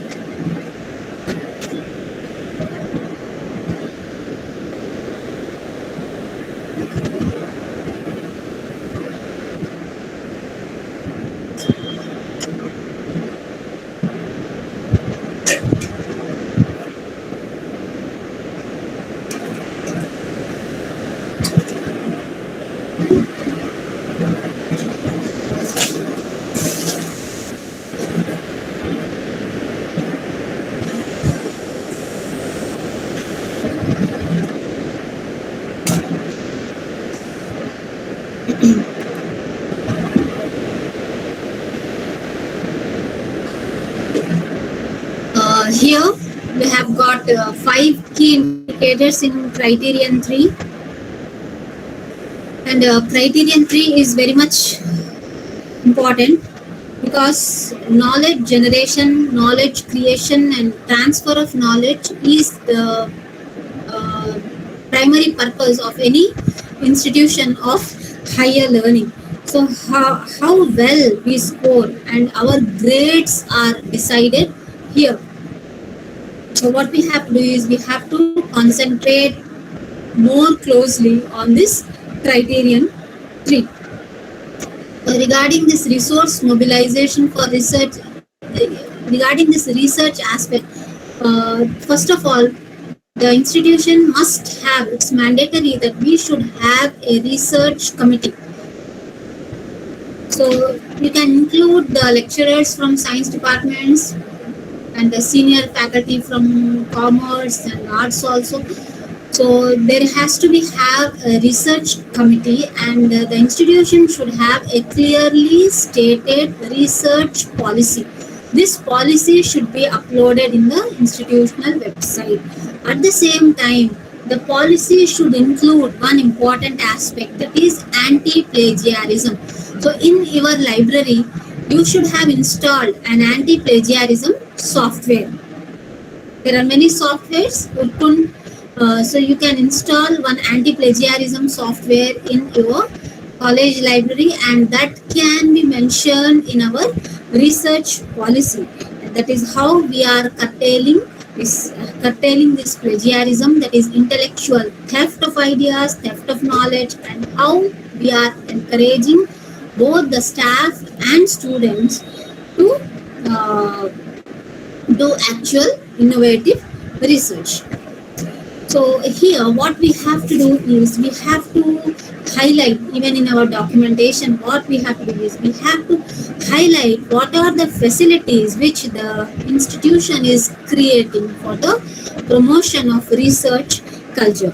So it includes our research policy, which focuses on actual quality. Then what are the aims of this research policy? So why have you framed this research policy? What are the objectives? What are the aims? What do you want to achieve from this policy? Then you should have clear guidelines of who are going to be a part of this committee. That is the composition of research committee. You have to be very thoughtful in selecting. So select people who have, as far as I think, the people who have got more publications to their credit, more publications in more articles in research journals, so that they can guide others, they can encourage others, they will show them the right way, how to write articles, how to publish them, which journals have to be selected. So while while forming this committee, you see that all the people who are listed in that committee, they are active researchers and they are publishing their articles in various journals.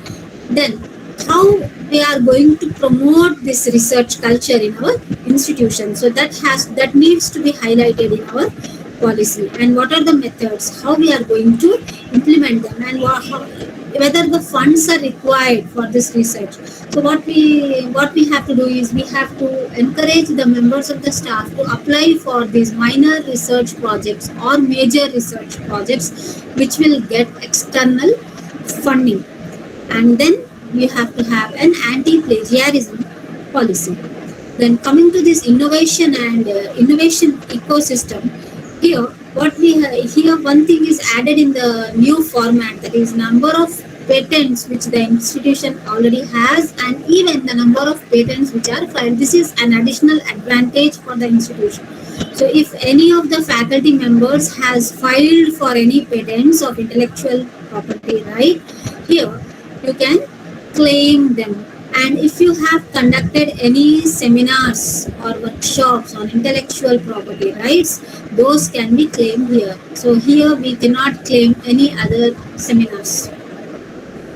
Then coming to research publications, here in research publications, what is required is there will be a data template, and here you have to give the name of the teacher who has published, the title, the publication, everything.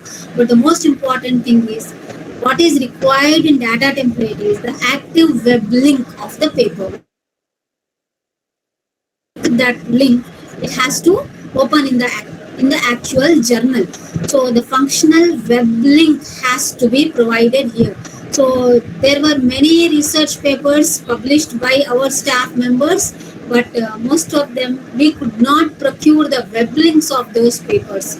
So that's why here all those papers were not considered by NAAC here. In DVV, all of them were removed, discarded. So although we had research publications to our credit, but here we lost our weightage. So what I suggest here is, you see that your papers are published in journals and they are well, they well cited also. Here for citation, what we can do is, the faculty members, we can enroll in Vidwan portal, or we have Google Scholar also. So LinkedIn, like this. So if you enroll on those platforms, Vidwan platform or Google Scholar is good, better. So here what we can do is, we can upload our research papers or our web links of the research paper which is published in particular journal. So what happens is, whenever one scholar refers to your paper, you will get that citation index here. So this is also going to help you in achieving better score. Coming to this extension activities, only the extension activities which are carried out on NSS, NCC, YRC and RRC platforms are considered here. Other activities are not considered. You cannot show them. The activities which are conducted in the college, although you can show them, but the NAAC is not going to count those activities. They are not going to get in count. Even the number of students who have participated is not going to be taken into account here. So only extension activities which are conducted on these 4 platforms and which are conducted as an outreach activities, they are considered here. So these activities can include student exchange, faculty exchange and community service. And coming to collaboration, here again there is a benefit here in the new manual. So collaboration is merged again with linkages and MOUs. Earlier we had MOUs was different and collaboration was different. but now both are merged. So here we have got a good chance to score. So in under MOU, for each MOU, memorandum of understanding, you should have at least one activity that is count. Even if you could show at least one activity, that MOU is counted. So here the number of MOUs is important for us. Number of MOUs. As far as MOUs are concerned, number of MOUs is counted. But in order to be counted, at least it should have one functional activity under it, so that it can be called an active MOU. And it has to be taken on a bond paper. It has to be taken on a bond paper. Whereas these collaborations, you need not have actual collaborations with the institution. Even if you have a collaboration, it can be just on letterhead. It need not be on a bond paper. But what is important in collaborations is that number of collaborative activities is counted. When DVV gives you the score in MOUs, as far as MOUs are concerned, number of MOUs is important. How many MOUs do you have? That is counted. That is going to give you score.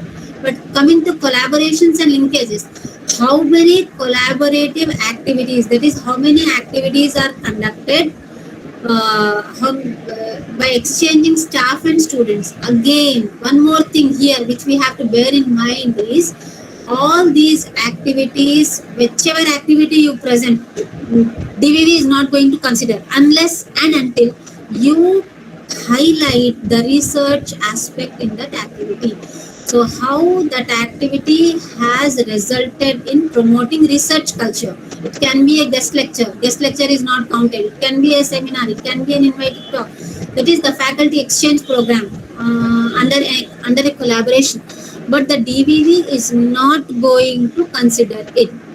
It is going to consider only if you highlight how the research was promoted, how the research aptitude was promoted in the staff, how the research aptitude was promoted in your student. You have to map all your activities with research here, because it has come under criterion 3, the collaborations and linkages and MOUs. They come under and under this criterion, which is related to research. So here each and every collaborative activity should focus on research.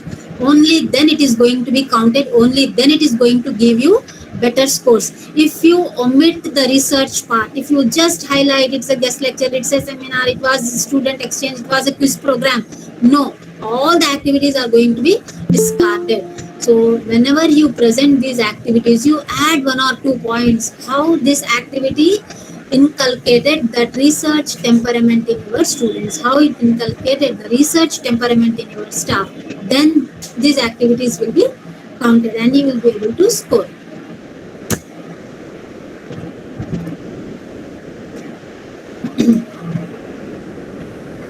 And here these are the changes in criterion 3 in the new June manual. So these patents filed is newly added, and in 3.4.2 QNM is converted into QLM. Earlier it was QNM, now it is converted into QLM.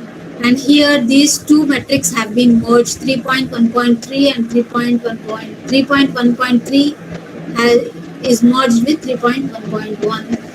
And here in 3.2.2, earlier it was only workshops and seminars, but now even conferences on intellectual property rights are added. And coming to 3.5.1, as I said, both these collaborations and MOUs have been merged, and these three metrics have been removed. 3.1.2 QNM, that is the percentage of teachers who are recognized as research guides, number of PhDs registered per executive teacher, and average percentage of students participating in activities is removed. Now only in 3.4.3, it is only the number of extension activities which are conducted is considered. It is not the number of students who are participating in those activities. It's not important, because one student can participate in any number of activities. A student of NSS can participate in multiple activities of NSS, and the same student is again counted in all those activities. And what is happening is the number of students who are participating in activities is exceeding the actual number of students who are enrolled. So that's why, in order to remove that confusion, maybe the NAAC has removed this QNM. So it's only the number of students, the number of activities which have been conducted by the institution are counted, and it is not the number of students. Now coming to criterion 4.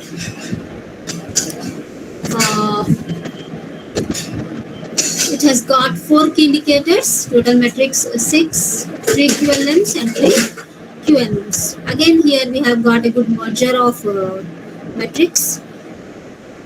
And the first thing is physical facilities. Here, what NAAC is going to see in our documentation is what are the facilities which we have for academics, and how the institution is utilizing those facilities. Are we utilizing those facilities or not? And here, even the ICT infrastructure is merged here. So number of classrooms which are ICT enabled. So here what we did, if any one of you has seen our SSR, you will observe that we have claimed that we have 24 classrooms, and we have claimed that all the classrooms are ICT enabled, and that is accepted by DU. The thing is, the way we presented, the way we claim, how we are using. So for claiming any classroom to be ICT enabled, it is not enough that you have Wi-Fi connectivity in that room. What is important is that you should have ICT enabled infrastructure. That is the physical ICT infrastructure. Only then that is considered to be ICT enabled classroom. And what we did is, as most of the colleges are they are recognized as employability skill centers by APSSDC, and our college is one among them, and we are given 30 laptops by APSSDC. So what we do in our college is, the teachers, they take the laptop, because all the laptops are in active use. They are not in any way under lock and key. But what is important is, we are maintaining one register, issue register of laptops. So whoever teacher takes that laptop, the teacher has to mention the purpose. Why is the teacher claiming that laptop? And they have to give one letter of permission to the principal. Once the principal okays, that laptop is issued to the teacher, and the usage of that laptop, the need of that laptop is recorded in the register. And we do have one mobile projector. So what we do is, we take the laptops to the classrooms. There is Wi-Fi connectivity. Even if there are a few problems in connectivity, as we have our mobile data, we can connect it. We can connect through our mobile data, and we are using laptops, and we have a mobile projector. So we are maintaining record for that. So the teachers are using laptops and mobile projectors in all the classrooms. So that way. And we clicked geotagged photos while using the projector in each and every classroom. When you click a geotagged photo, it shows a different latitude, it shows a different altitude and longitude. So what we did is just that. So we took the mobile projector to each and every classroom along with the laptop, and we captured one geotagged photo, and all these photos were merged together as a single Word file, and we uploaded that, and that gave us 100% there, 4 benchmarks, because the entire campus is ICT enabled. Yes, we are effectively using our laptops provided by APSSDC. I am thankful to APSSDC for that. So for academic purposes, we are utilizing the laptops, and we have the mobile projector, and this helped us in scoring 100% there. Then library as a learning resource. Here, what is important is that we have to maintain all the registers in the library, the concerned librarian sir, librarian ma'am will know, librarian will know which registers are to be maintained. So the registers should be separate for all the books, for these book banks also, journals. So all these should be clearly displayed. There should be different areas because library happens to be a very key place in the institution. It's a place of knowledge. So library plays a very key role in giving us a good score. So if we have to see that all the books are clearly they are bifurcated in various sections. You should have various sections such as circulation section, stack area, and you should have a digital section for library. You allocate a few computers for library. And another thing which we have to keep in mind here is the library has to be equally accessible to even these disabled these people. It has to be disabled free, Divyangans. So Divyangans should be able to, it is the differently abled people, differently abled students should be clearly, they should be able to access to our knowledge resources. So what we have to do is in the library, we must maintain one digital section. There has to be a digital section, and in the digital section you should have at least one desktop which has to be earmarked for these disabled people, that is differently abled people. And how we are going to earmark the desktop? By installing particular software, screen reading software. So one or two laptops, they should have screen reading software. That is very much stressed by peer team. So they are going to see the software, they are going to ask you to demonstrate how that software works. So the person who is in charge of the library, the librarian or any other in charge, or the committee members of the library, they should have a clear idea of the software which is installed for Divyangans and how that software works, how you are going to guide the students who come to you, who want to utilize that software.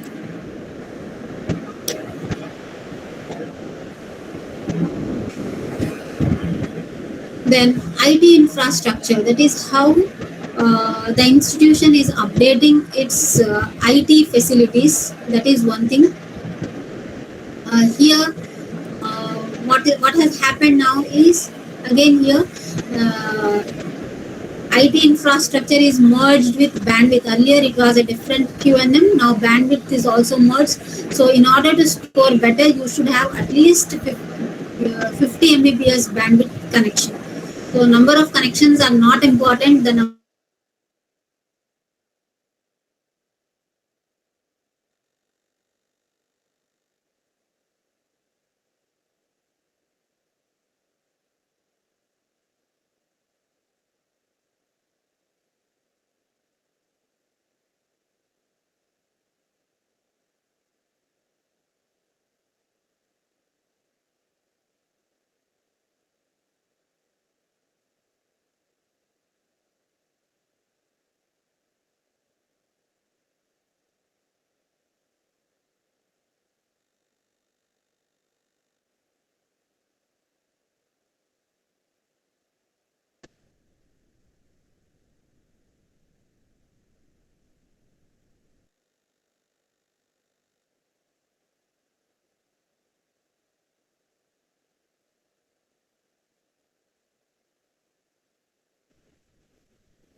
Hello, is it audible?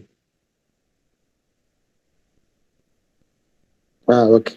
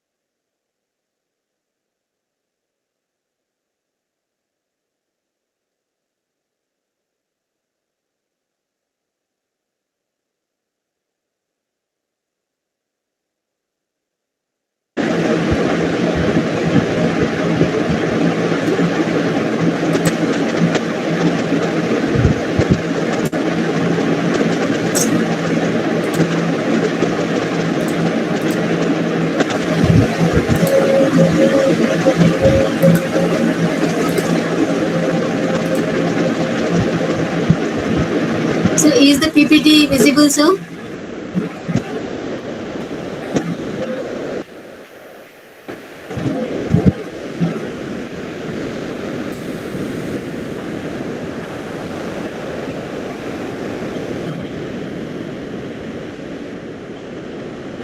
So coming to criterion 5, we have got here 4 key indicators and altogether 9 metrics, and the weightage is 140. So in student support, what is assessed by NAAC here is how the institution is supporting the students in attaining a holistic personality, and what is the necessary assistance provided by the institution to all the stakeholders, that is to all the students who have enrolled, and how we are creating a memorable experience for the students who are learning in our campus, and how it is resulting in their overall development. And are we assessing the performance levels of the students? Are we monitoring the performance levels of the students? That is, are we tracking our students in our student progression? And are our students gaining gainful employment, good employment in the actual world? So here, what we have to upload is, in student support, the main thing here is scholarships. There are 2 to 3 things here, parameters. Here, the first parameter is scholarships. Earlier, institutional scholarships too was a part of this, but now that is removed. That is, in institutional scholarships, we claimed our endowment prizes, but now that is not there. So here only the scholarships which are provided by government and the scholarships which are provided by non-government, they are that is NGOs, non-government organizations, are considered. So as far as I think we have to upload here, the DBV is going to ask us for policy documents about scholarships also. So here for government scholarship, it is easy. We have the list of all the students, and we have the database, and we also have the interfaces, that is the actual platform on this scholarship, this Gnanabhoomi portal.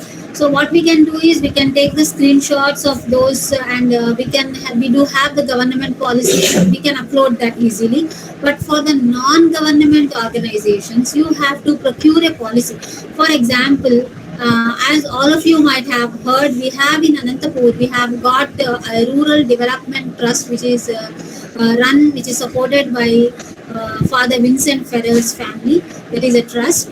Most of the students of our college, almost 80% of the students, they get scholarships from this rural development trust, that is the non-government organization. So what we did, their policy is also uploaded in their website, that NGO's website. But what we did is we personally approached the organization, and we submitted our students list, that these many students, they are getting support from your organization. So what we want is, we want a policy document which mentions our name.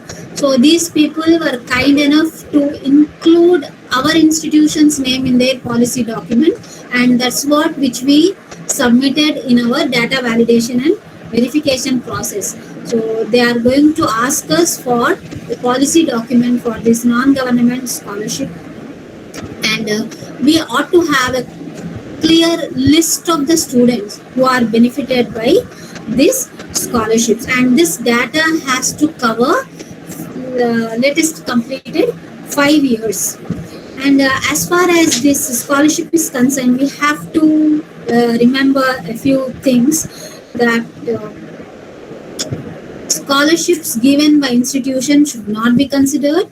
And when you are giving the data of this scholarship, be it be non-government or government, DVV may ask for the audited statements of the expenditure, how much students have got this how many students have got this scholarships. They did not ask us, but there is every chance that they may ask. So at least we should have a clear list of students who are utilizing this, who are getting benefited, and we should have the signatures of the student. That is also very important. So the signature of the student is very important. The student who is the beneficiaries, the list of beneficiaries with their signatures. And here we should not add the names of the students who have actually applied for the scholarship. So the names of the student, the name of the applicants are not going to be considered. It is only the list of beneficiaries which is going to be considered. And again, you should not repeat the data which is given in the previous metric. So without repeating the data, here we have to give the numbers. Then coming to student progression to higher education, here also I must say that the committee which we had, in fifth criterion, it took pains.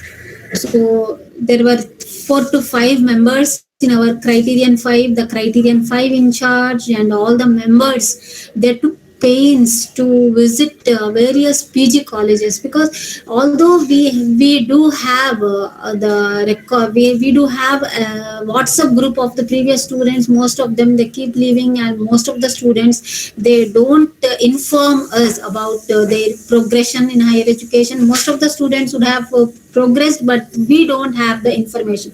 So what our committee, that is criterion 5 committee, along with the criterion 5 in charge, what they did is they visited the university. They took pains in sun and in rain. They went to the university and they went to the admission section. They went to the various departments, and they unearthed the 5 years data, and they procured the names of all the students who joined in the university.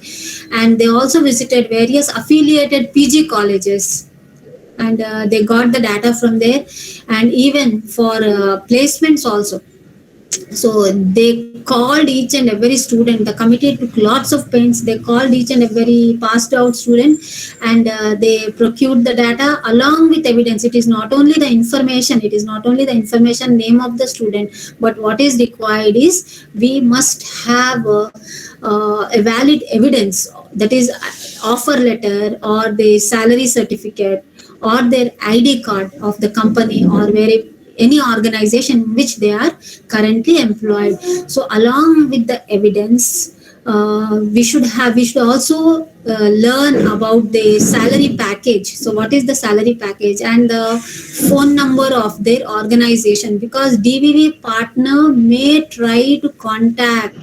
So there is a very chance that DVV partner may contact either the student or the employer in order to check the validity of our statement. So we have to provide the name of the employer. We have to provide the name not only of the employer but also his or their contact number of the organization.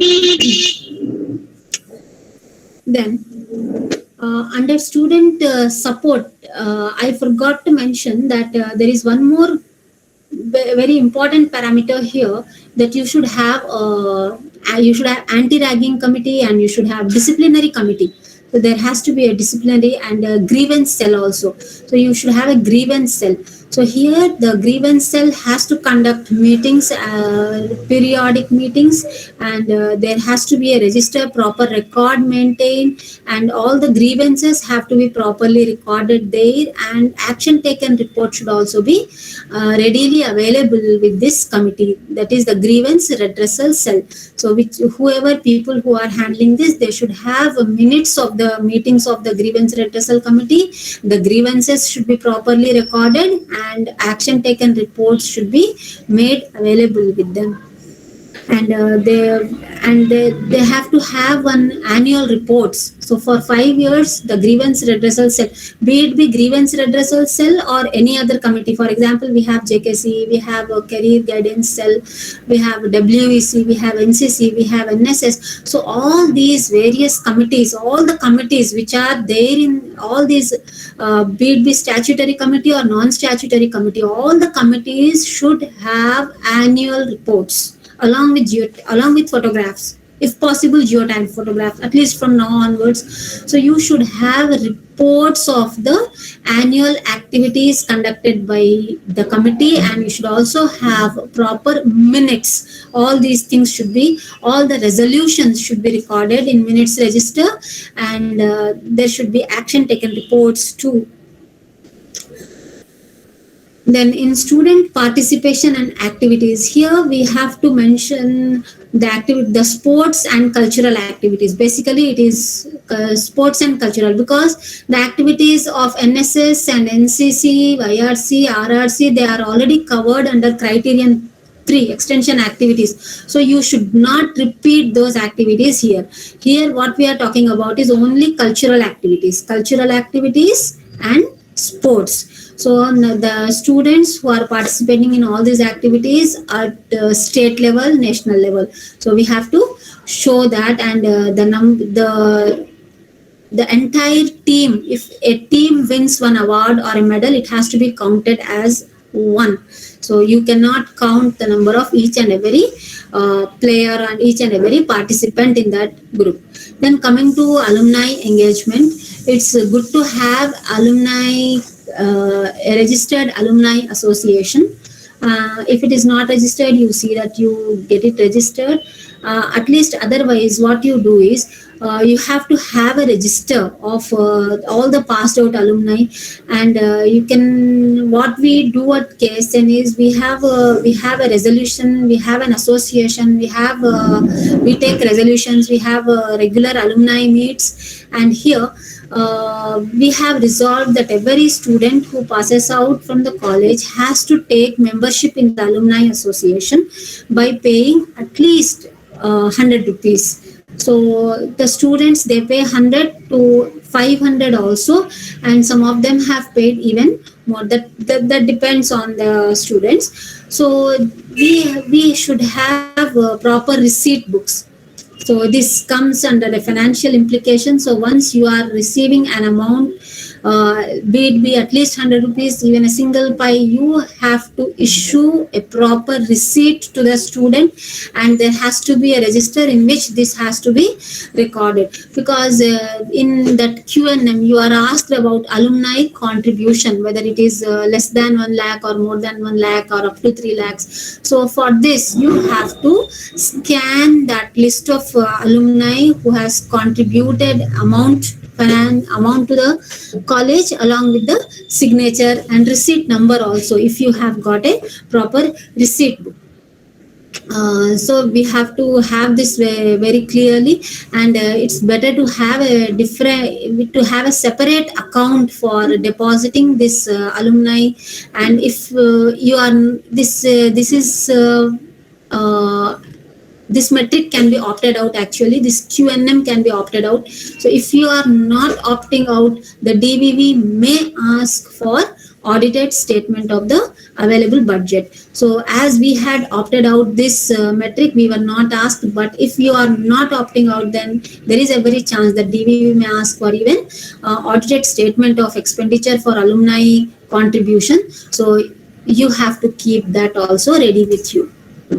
So these are the changes in criterion 5. These metrics are merged and a few metrics are removed. Placements and progressions have been merged, and institutional scholarship has been removed. So this is actually removed, alumni contribution during the last 5 years, but this has to be mentioned in QLM. In QLM, you have to mention what is the contribution of alumni, but it is not there in QLM. Coming to criterion 6. So the weightage is 100. Here we have got more QLMs. Earlier there were still more, but now it has been reduced to 5. Earlier there were 10. QNMs are 4 altogether. There are 10 metrics, actually, not 16. So key indicators are 5. So institutional, vision and leadership. So this happens to be a very significant criterion among the 7, because unless and until institution has a vibrant visionary and dedicated leadership, it is quite difficult to take any qualitative initiative in any of the criteria.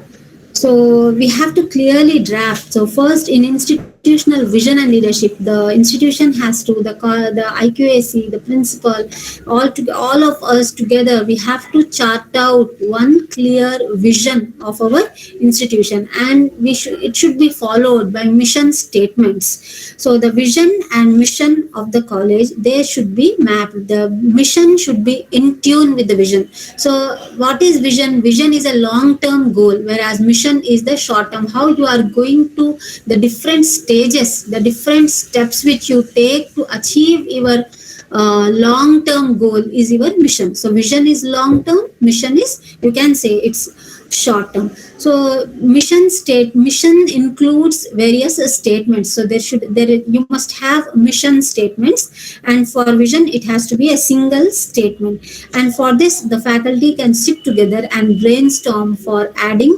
how you can achieve your vision. That happens to be your vision statements. So they should be both the vision and a few very important mission statements. They have to be reflected, they have to be displayed actually in principal's chamber. So whosoever visits the principal's chamber, first of all, we should look at the vision of the institution. And apart from the principal's chamber, vision and mission have to be displayed at prominent places in the college. For example, if you have first floor, you have second floor, you have third floor. So let us see that in each floor, the vision and mission statements are displayed. If you have got 2 to 3 blocks, 2 to 3 buildings of the college, again you see that the vision and mission statements are displayed in those blocks. And again, these have to be there in our website, college website, vision, mission in college website. And also if you have a college magazine, so see that vision and mission are there in college magazine also. Then here in vision and leadership, IQAC plays a role here. So what we have to do is we have to have clear minutes of the meetings, CPDC meetings and IQAC minutes register. So that not DVV but peer team would like to go through these resolutions and action taken reports. And for here, in again vision and leadership, we talk about decentralization and participative management also. So in decentralization, the work is divided. So the work is decentralized, and how we do it is by forming into various committees. So it is not only committees, but the power which is allotted to the in charge or the convener of the committee. For example, let us say you have an admission committee. So it is the admission committee which verifies all the records whether they are there or not. So if it decides that yes, the student has got the eligibility, he or she has got the necessary documents to seek admission into the college, they take the decision on principal's behalf and they sign on principal's behalf. So it means that yes, we have decentralized, we have allocated authority. So that is allocation of authority. In decentralization, the principal allocates authority to the conveners of various committees, so they can take decisions on behalf of principal. And coming to this part, and these committees, all the committees which are formed, the list of committees, and each committee in participative management, it means it is not only faculty but also the students should be made a part of administration, should be made a part of the participative management. So here what we do is, when you draft the committees, you have to take the signatures of both the staff members and of the student members, and whenever a meeting of that committee is convened, you have to even ask the students to come and join, because they happen to be members on that committee, and they have to sign not only sign in the list of committee members but also in the minutes, resolution register, and these have to be readily available with the committee conveners. And all these committees, the list of committees along with the members, and even if possible, the functions of the committees. What are the functions of the committees? So this has to be provided. This has to be uploaded in the college website, and in institutional vision and leadership, in decentralization and participative management metric, what we can do is we can insert that, we can give that link there. So it means that the principal is delegating authority and autonomy to various committees to take a few decisions on his behalf. So here again we have to bear in mind that these are non-statutory committees. Statutory committees are related with strictly finance, and non-statutory committees can be any committee to facilitate the administrative course of the principal. And for demonstrating participative management, what we have to do is, here we can talk about one case study, admissions or any other committee which you feel convenient to talk about. So here we can present a case study in our documentation, that is a brief procedure of that committee, how you will mention all the committees which have members, student members, but what we have to do is we have to describe the function of one committee. For example, let us say students union, how this committee works, how the students are selected, how the students are either they are elected or they are nominated. So usually we don't have elections in our colleges, we usually nominate students. So what is the procedure for nominating the students as class representatives? So how they are made members of students union, and what are the functions of students union, what do they do on the campus? So what is the responsibility shouldered by these people? So you can take one case study, that is you can talk about the objectives, functions, responsibilities, roles of one particular committee. So peer team may want to see the minutes of various committees. Then coming to strategy development and deployment, here the perspective strategic plan, it should include, so when you are talking about strategy, it is our future plan of action of the institution. So it has to include both the academic and administrative planning. You cannot select one and omit other. So it includes both. So it has to be mapped with the vision and mission. So whatever you are planning, it has to be in tune with the vision of the institution. So this is a long-term planning of at least 5 years. So we were asked to show the strategic plan 10 years. So at least we should plan ahead. We should plan for at least 5 years future course of action. So IQSC has to design a strategy to achieve the institutional vision. So what are the steps which we are going to take to achieve our objectives? And the plan, it should not be random, it should not be vague. So while you are planning, you have to make sure that the plan is very much, it is specific, it is measurable, it is attainable, relevant and time bound, so that you can track whether you are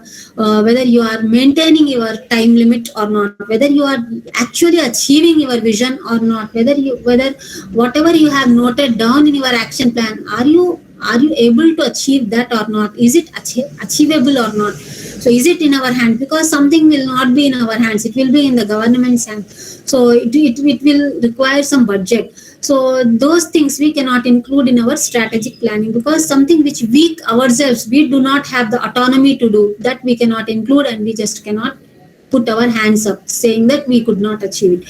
So let us have such points in our strategic plan which you have the autonomy to do, which you are able to do, which are in your domain of action. Then the plan has to be judged by IQAC from time to time whether it is giving out the required outcome. So whatever we have planned, is it okay? Is it logical? Is it progressing ahead? So are we achieving any outcome from this sort of planning? So this has to be done by IQAC. Then deployment is implementation. So whatever you have planned, you have to deploy, that is you have to implement. And how do we deploy our plan? It is again through our participative management. And how do we demonstrate that yes, we have deployed, yes, we have implemented this plan? It is through our action taken reports, our case studies, and our relevant documentation. So the functioning of the again here next in again 6.1 itself, they will ask you about the functioning of the institutional bodies. So here in institutional bodies, what we can do is we can talk about our institutional organogram.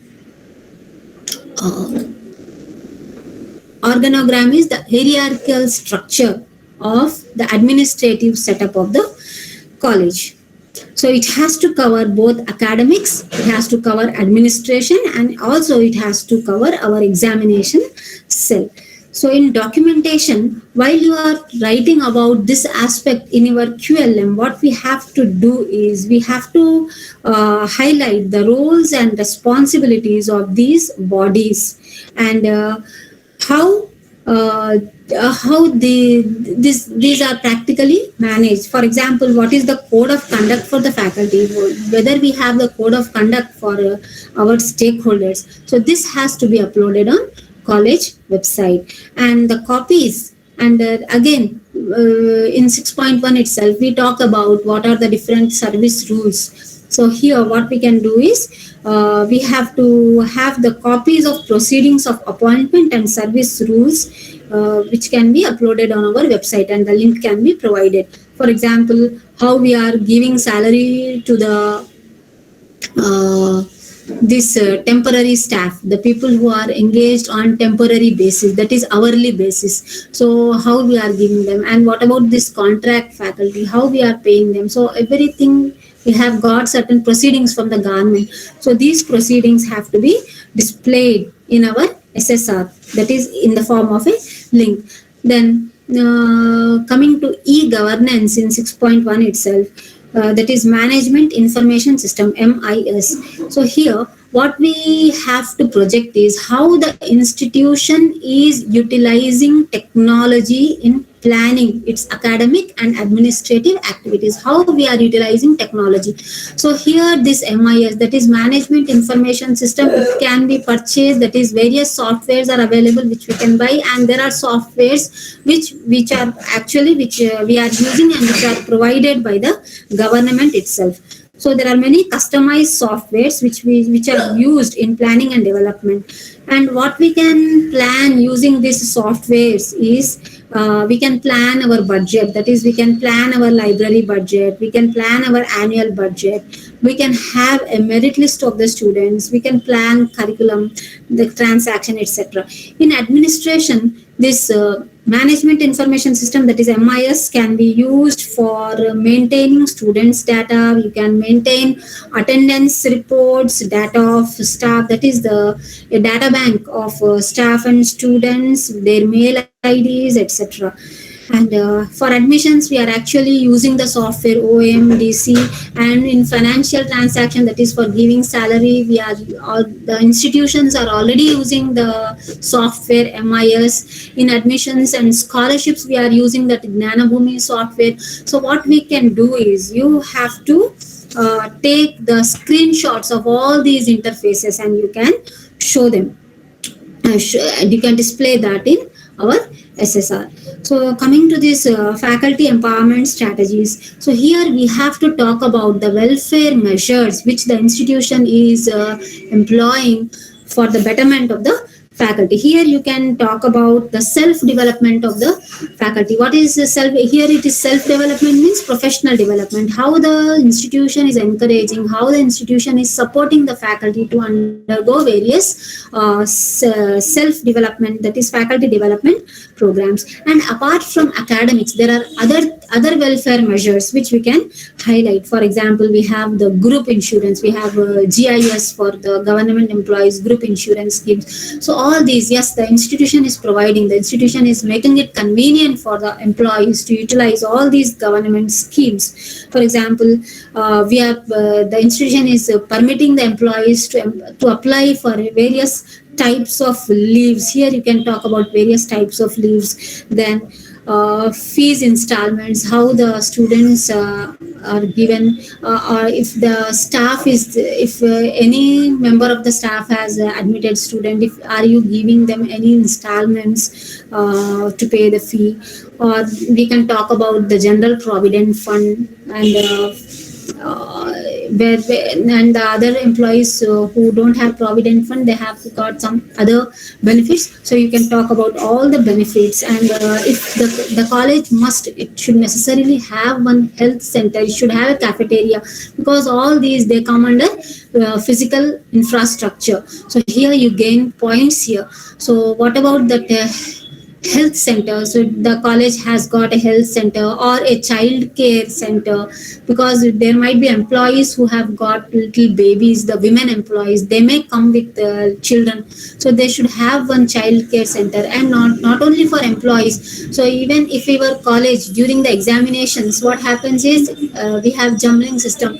When students from other colleges, your college will be allotted for, let us say, BED exams or some PG exams, it will become a center. So many mothers may come to write exams, they will be accompanied with children. So it's good to have one child care center in the college. And if you have got any hospitals nearby, you should have some MOU with the hospital, tie up with the hospital, so that the hospital staff, the doctors may frequently visit the college, and they can conduct various health camps. You can have it under WEC also, Women Empowerment Cell. So you can conduct various health camps and various awareness programs on health and hygiene. And so these things can be covered under faculty empowerment strategies.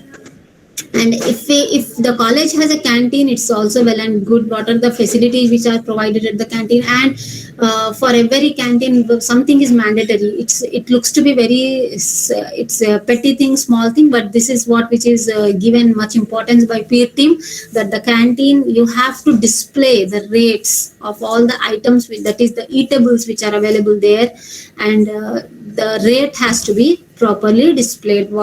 That is how much each item, each eatable costs, each beverage costs. So that has to be there. And the canteen must necessarily have a name. The canteen should have a name, although it is not mentioned in SSR, but that is observed by these people. The canteen, it should not be, let us say, anonymous. It should not be anonymous. It should have a proper name, and the list of the things, eatables available, along with the rates has to be clearly displayed. So all these come under faculty empowerment strategies. So then the faculty who has undergone these research orientation programs and orientation programs and other faculty development programs, that should also, that is covered in one particular data template, and we have to give all the related information there. That is the names of the teachers who have undergone that professional training, and what is the duration, and what is the name of that academic resource center, that is academic staff college, ASC or HRDC, human resource development center, whichever it is applicable. So what are the details of that HRDC, and the certificate also needs to be produced here. And coming to financial management and resource mobilization, that is the fourth key indicator. Here we talk about the financial audits. We have got internal audits and we have got external audits. So internal audit, it is done by our management. That is, if RJD, whenever one principal retires, what happens is a detailed in-depth financial audit is initiated by RJD office, or let us say AGO. AG office. So all these come under internal audit. Whereas if you get your statements audited by a chartered accountant, that comes under external audit.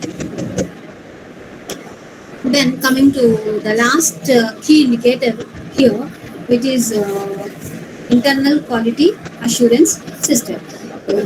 So here IQAC, internal quality assurance cell, what it does is it has to play three roles. So what it has to do is, the first is it has to monitor the academic quality of the institution, academic initiative. What are the academic initiatives?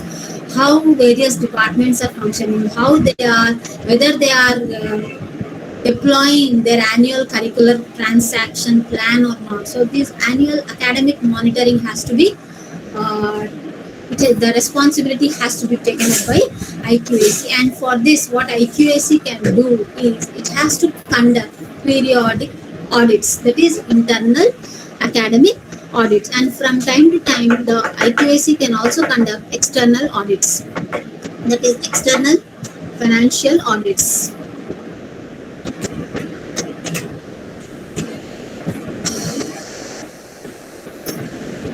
And apart from monitoring the academic activities, what IQAC has to do is it has to act as a research promotion council. Research promotion council. Fan of Jesse. It has to act as research promotion council. How it promotes the research culture among, yes, we do have a research committee, but the IQAC has to see that the research committee is also properly functioning. And then IQAC has to act as a documentation cell. So what I suggest here is that IQAC has one particular mail ID. So you create one more mail ID for institutional activities. You see to it that all the departments, they as soon as they conduct one activity, that activity has to reach IQAC mail or one particular mail ID which the IQAC has created and shared. So just now I discussed one particular format and all the points which have to be covered in the brief report. So these things have to be there in that report, and each and every activity has to reach IQAC. So in this way, what IQAC can do is it can document all the institutional activities. So this has to be done both in Word format and in Excel format. And then continuously IQAC has to review all these processes, that is the teaching learning processes, the methodologies, and how the various departments are operating. And again here we had one more thing, 6.5.2, that is incremental developments, that is also covered under 6.5.1 itself in the new format. Earlier it was different, it was a separate metric. So what are the incremental developments in each year? So here we can talk about our strategic plan of action, whether we have achieved that objective or not. And more importantly, here in our SSR, what we have to do is we have to talk about what were the suggestions given during the previous NAAC peer team visit. So what were the suggestions given? So whether the institution has implemented those suggestions. So that has to be covered in incremental developments. So here what are the documents which we need to maintain is IQAC meeting records. These things can be asked both in DVV and in and by peer team members. So we should have IQAC resolution register, and we should also have the action taken reports for each and every meeting. So what we can do is, yes, we do, everyone has a resolution register, but in what we did is in college letterhead we made a separate document. We added the resolution and the action taken just beside that. So everything is consolidated neatly at one place. So it will look very attractive, and everyone who is looking at it, immediately they will know whether what are our actual activities, whether we have fulfilled our objectives or not. Then the IQAC has to see that the staff are trained on the usage of ICT, because ICT is very much important in teaching and learning. So frequently we have to conduct some training sessions. So what we can do here is, what we did is we created a faculty forum. Yes, we have a physical faculty forum. We also have an online faculty forum. So all the faculty members, we have created one WhatsApp group, that is KSN Faculty Forum. So what happens is, here we share various links of various seminars and workshops, online workshops in all the subjects. Let us say I have the information of one seminar in English language, so I share it with everyone. So the person who has something regarding science seminar, that person will share it with everyone. So knowledge is free for all. So in this online faculty forum platform, we share this information, and any person who attends such faculty development programs, let us say refresher course or orientation course or any training programs, those persons, they come back and they take a class for the remaining faculty members, and they share their knowledge face to face. It's not online. They come and they share their knowledge face to face. So this way, internal quality assurance system has to work in any institution. So these are the changes in criterion 6. A few of them have merged, and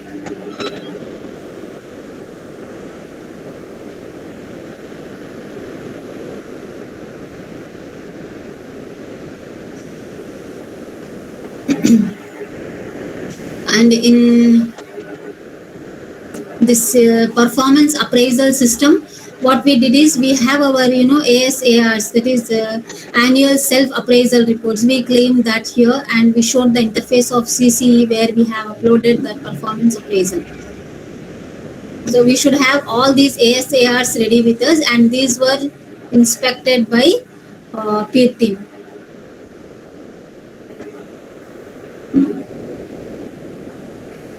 So here again, 2 QNMs have been merged, 2 QLMs have been merged regarding finance, and 1 QNM is removed. These are the few changes in criterion 6.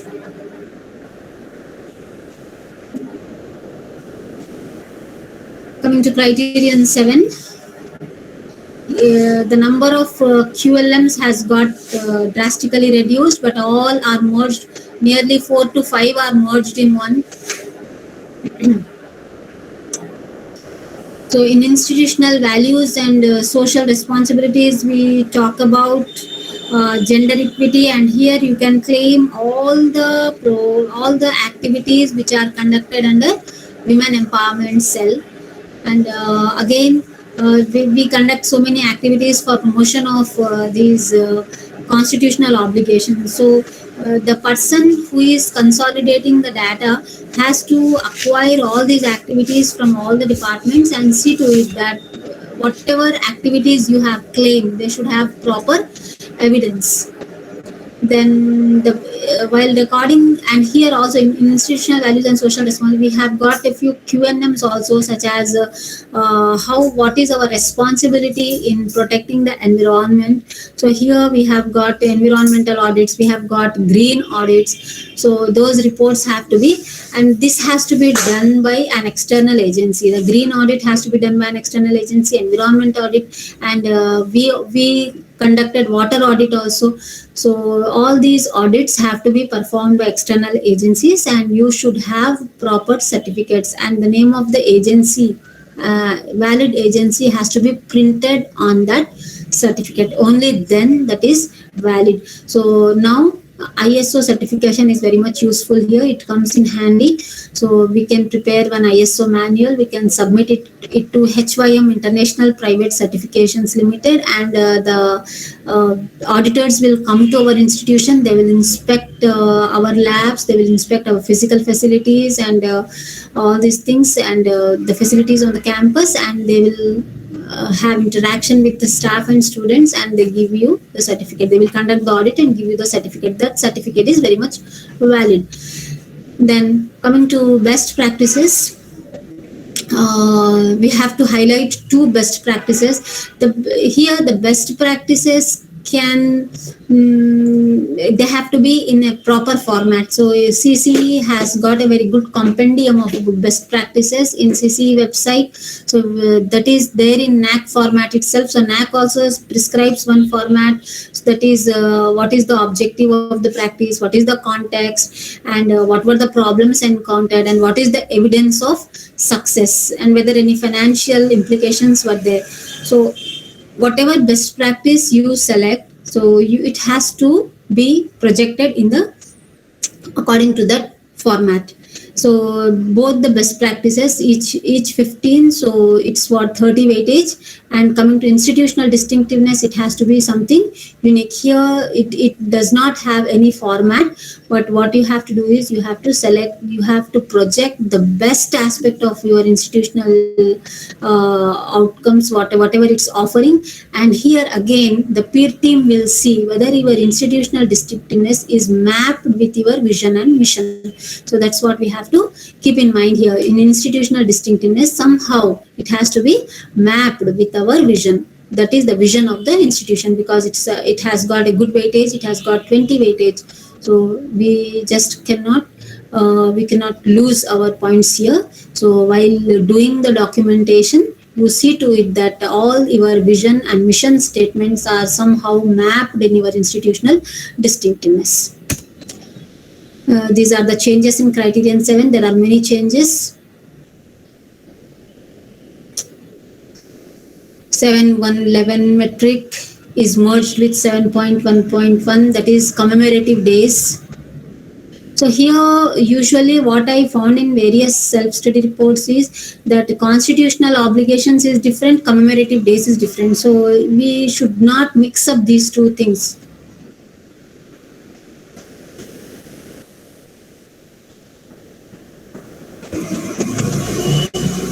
A few things are removed here, that is code of conduct is removed. This was a QNM, this is removed here, but this code of conduct, that is the disciplinary committee, this if the college must have this, and this has to be projected in criterion 5 in student support. You just cannot omit it altogether, it comes under criterion 5.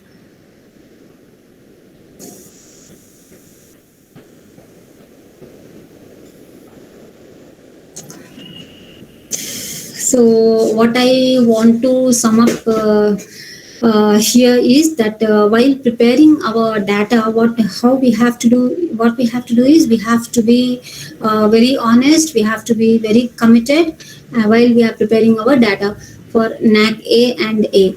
That is, if in DV we have to be very, very honest. We should not try to cover up something which we don't have, because if we do that, there is a very chance that we may get blacklisted. So that's why we should not do that. We should be very honest, and we should claim whatever we have as and much we have. Then we have before going for A and A, we must have a comprehensive planning of what we want to do.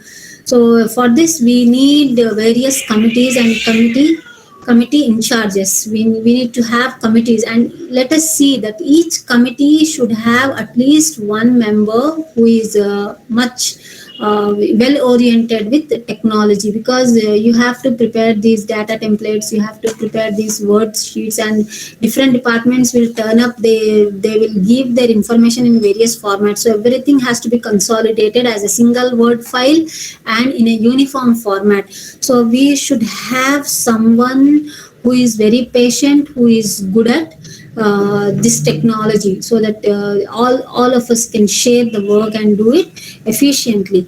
And what we have to do is we have to create a quality culture, and we have to see that it is effectively implemented in the institution. So whatever you do, if you do it with commitment, automatically it will have a quality in itself. We just don't look at the numbers, you look at how best you are doing it, how best you are projecting it. So once you create a quality culture, So it is our responsibility that you maintain it. So once the quality culture is created, the quality culture it has to be sustained, and it has to be promoted, and because it's going to benefit all the stakeholders, not only students but also the various stakeholders.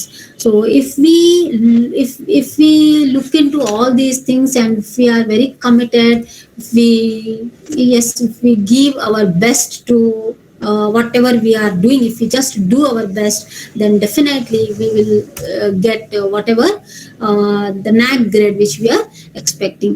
So I had also thought of talking about this, how we can relate this with NEP, but maybe we can do it some other time. So I'd like to stop here. So I'm open for any interaction.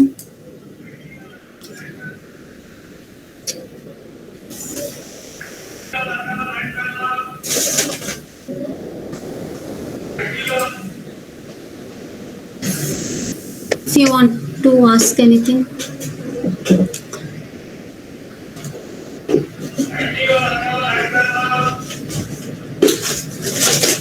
Good afternoon, madam.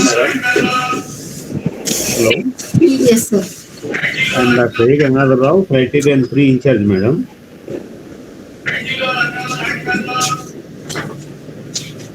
Hello. Sir. Audible, Yes, sir. audible, madam. Audible? Yes, sir. Yes, sir. Yes, madam.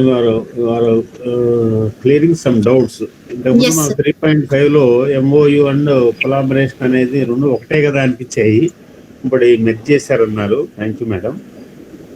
తర్వాత 3.1 లో మేము ఈ research mobilisation లో మా principal గారి encouragement తో registration ఫీజుల వరకు నేను పే చేస్తున్నట్టుగా రిజిస్టర్ లో కూడా మెయింటైన్ చేసి ఆ రికార్డులు కూడా మెయింటైన్ చేస్తున్నాను. వేరే ఎంఆర్పీలు ఈ మైనర్ అండ్ మేజర్ రీసెర్చ్ ప్రాజెక్టులు ఇంతకు ముందు ఉన్నాయి, కానీ ఈ మధ్య మనకు యూజీసీ కూడా ఏమి శాంక్షన్ చేయట్లేదు అనేది కొంచెం. Do they come under these 5 years, sir? Whichever you have MRP or minor or major? 1 or 2 MRPs, madam. Minor. Do they come under this assessment period? Yes. Then you can claim, sir. So it is the number of amount the amount you have received for that MRP which is going to give you marks, sir. So okay. Earlier it was number of departments also. The number of departments which have these MRPs that was considered, but now it is not there. So it is only the number of MRPs. It could be done by one department, it could be done by multiple departments, doesn't matter.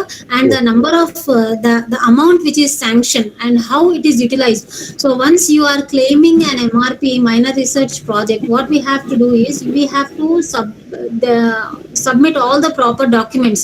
That is the allocation of that minor research project, the application for research project, that allocation of that project to you, and the sanctioning of amount and the proper utilization of that amount. Everything is ready. All those documents have to be produced, sir. Another thing, anti-plagiarism software అన్నారు మీరు. ఇప్పుడు మాలాంటి కాలేజీల్లో is it possible? In every college it is possible, sir. It has to be installed in your system, anti-plagiarism. So whatever research article which the students write or the staff write, you can just recheck it for plagiarism if it is readily available in your own library. So anyway, you have to do it outside. You will get it done outside for plagiarism. Before you submit your research article, you have to check it. So it's good to have it in our library itself. That will show that yes, we are promoting genuine research. It has much more cost, madam. Let them all get the software. No, sir. We also have free softwares. You can install a free software. Okay, thank you. Online softwares, they are free, sir. Something is better than nothing. Okay. తర్వాత 3.2 లో patents గురించి అన్నారు. ఏమైనా examples అన్నారు, కొంచెం మాకు చెప్తారా? For example, sir, patents is you find out something or you invent something. Either you discover something or you invent something. So it is usually related to the science departments. For example, in our department of botany, one of our faculty members, Dr. Bhimalingappa, so he has got a patent. That is, he discovered a new plant. Okay. and that is not he himself, that is a group of botanists. They discovered one plant and the entire group it filed for a patent. That is intellectual property right, that is that plant is discovered by these people. So you get one published list of patents. So the people who have filed patent, they will have that with them. So usually it is the science teachers who get patents. So your So presentation. earlier, the thing is earlier we could have claimed only if we were sanctioned a patent, but now even if you file a patent, even if it is not granted, that is considered. That is one positive aspect now. Okay. Your presentation is very nice and clear, madam. Thank you very much. Thank you. Hope I could make points clear, sir. Some of the points. Okay. Thank you. Thank you so much. Thank you so much, sir.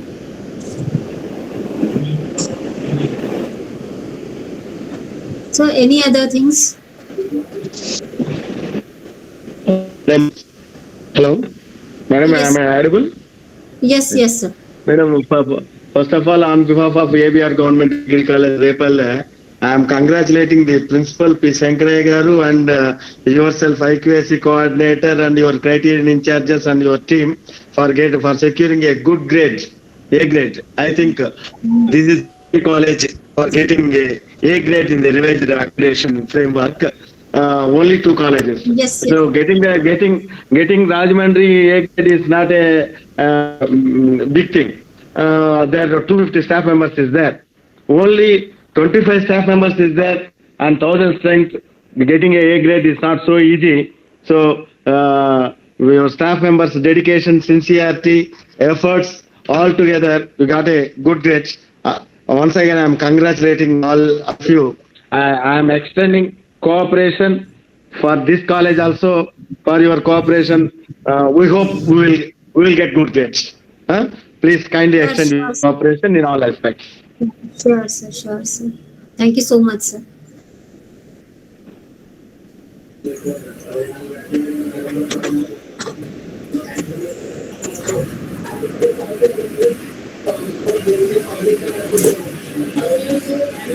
We will close.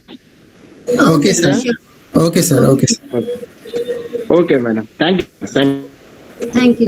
Thank you so much, madam, for elaborating all the metrics that fall across all the 7 criteria. So thank you so much, sir, for giving me this opportunity. Thank you, madam.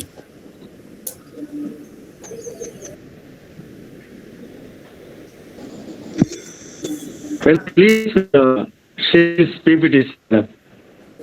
So, Madam. do you want me to share now? No, Yeah, ma'am. Please share. Wait, sir.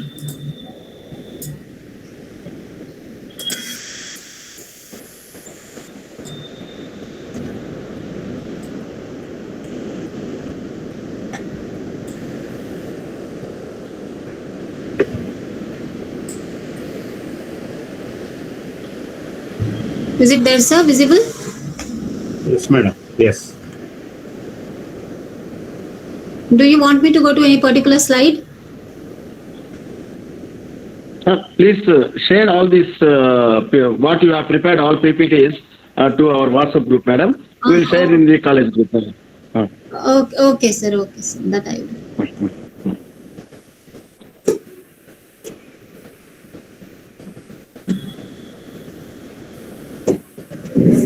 Okay, thank you. Thank you, one and all. Thank you, sir.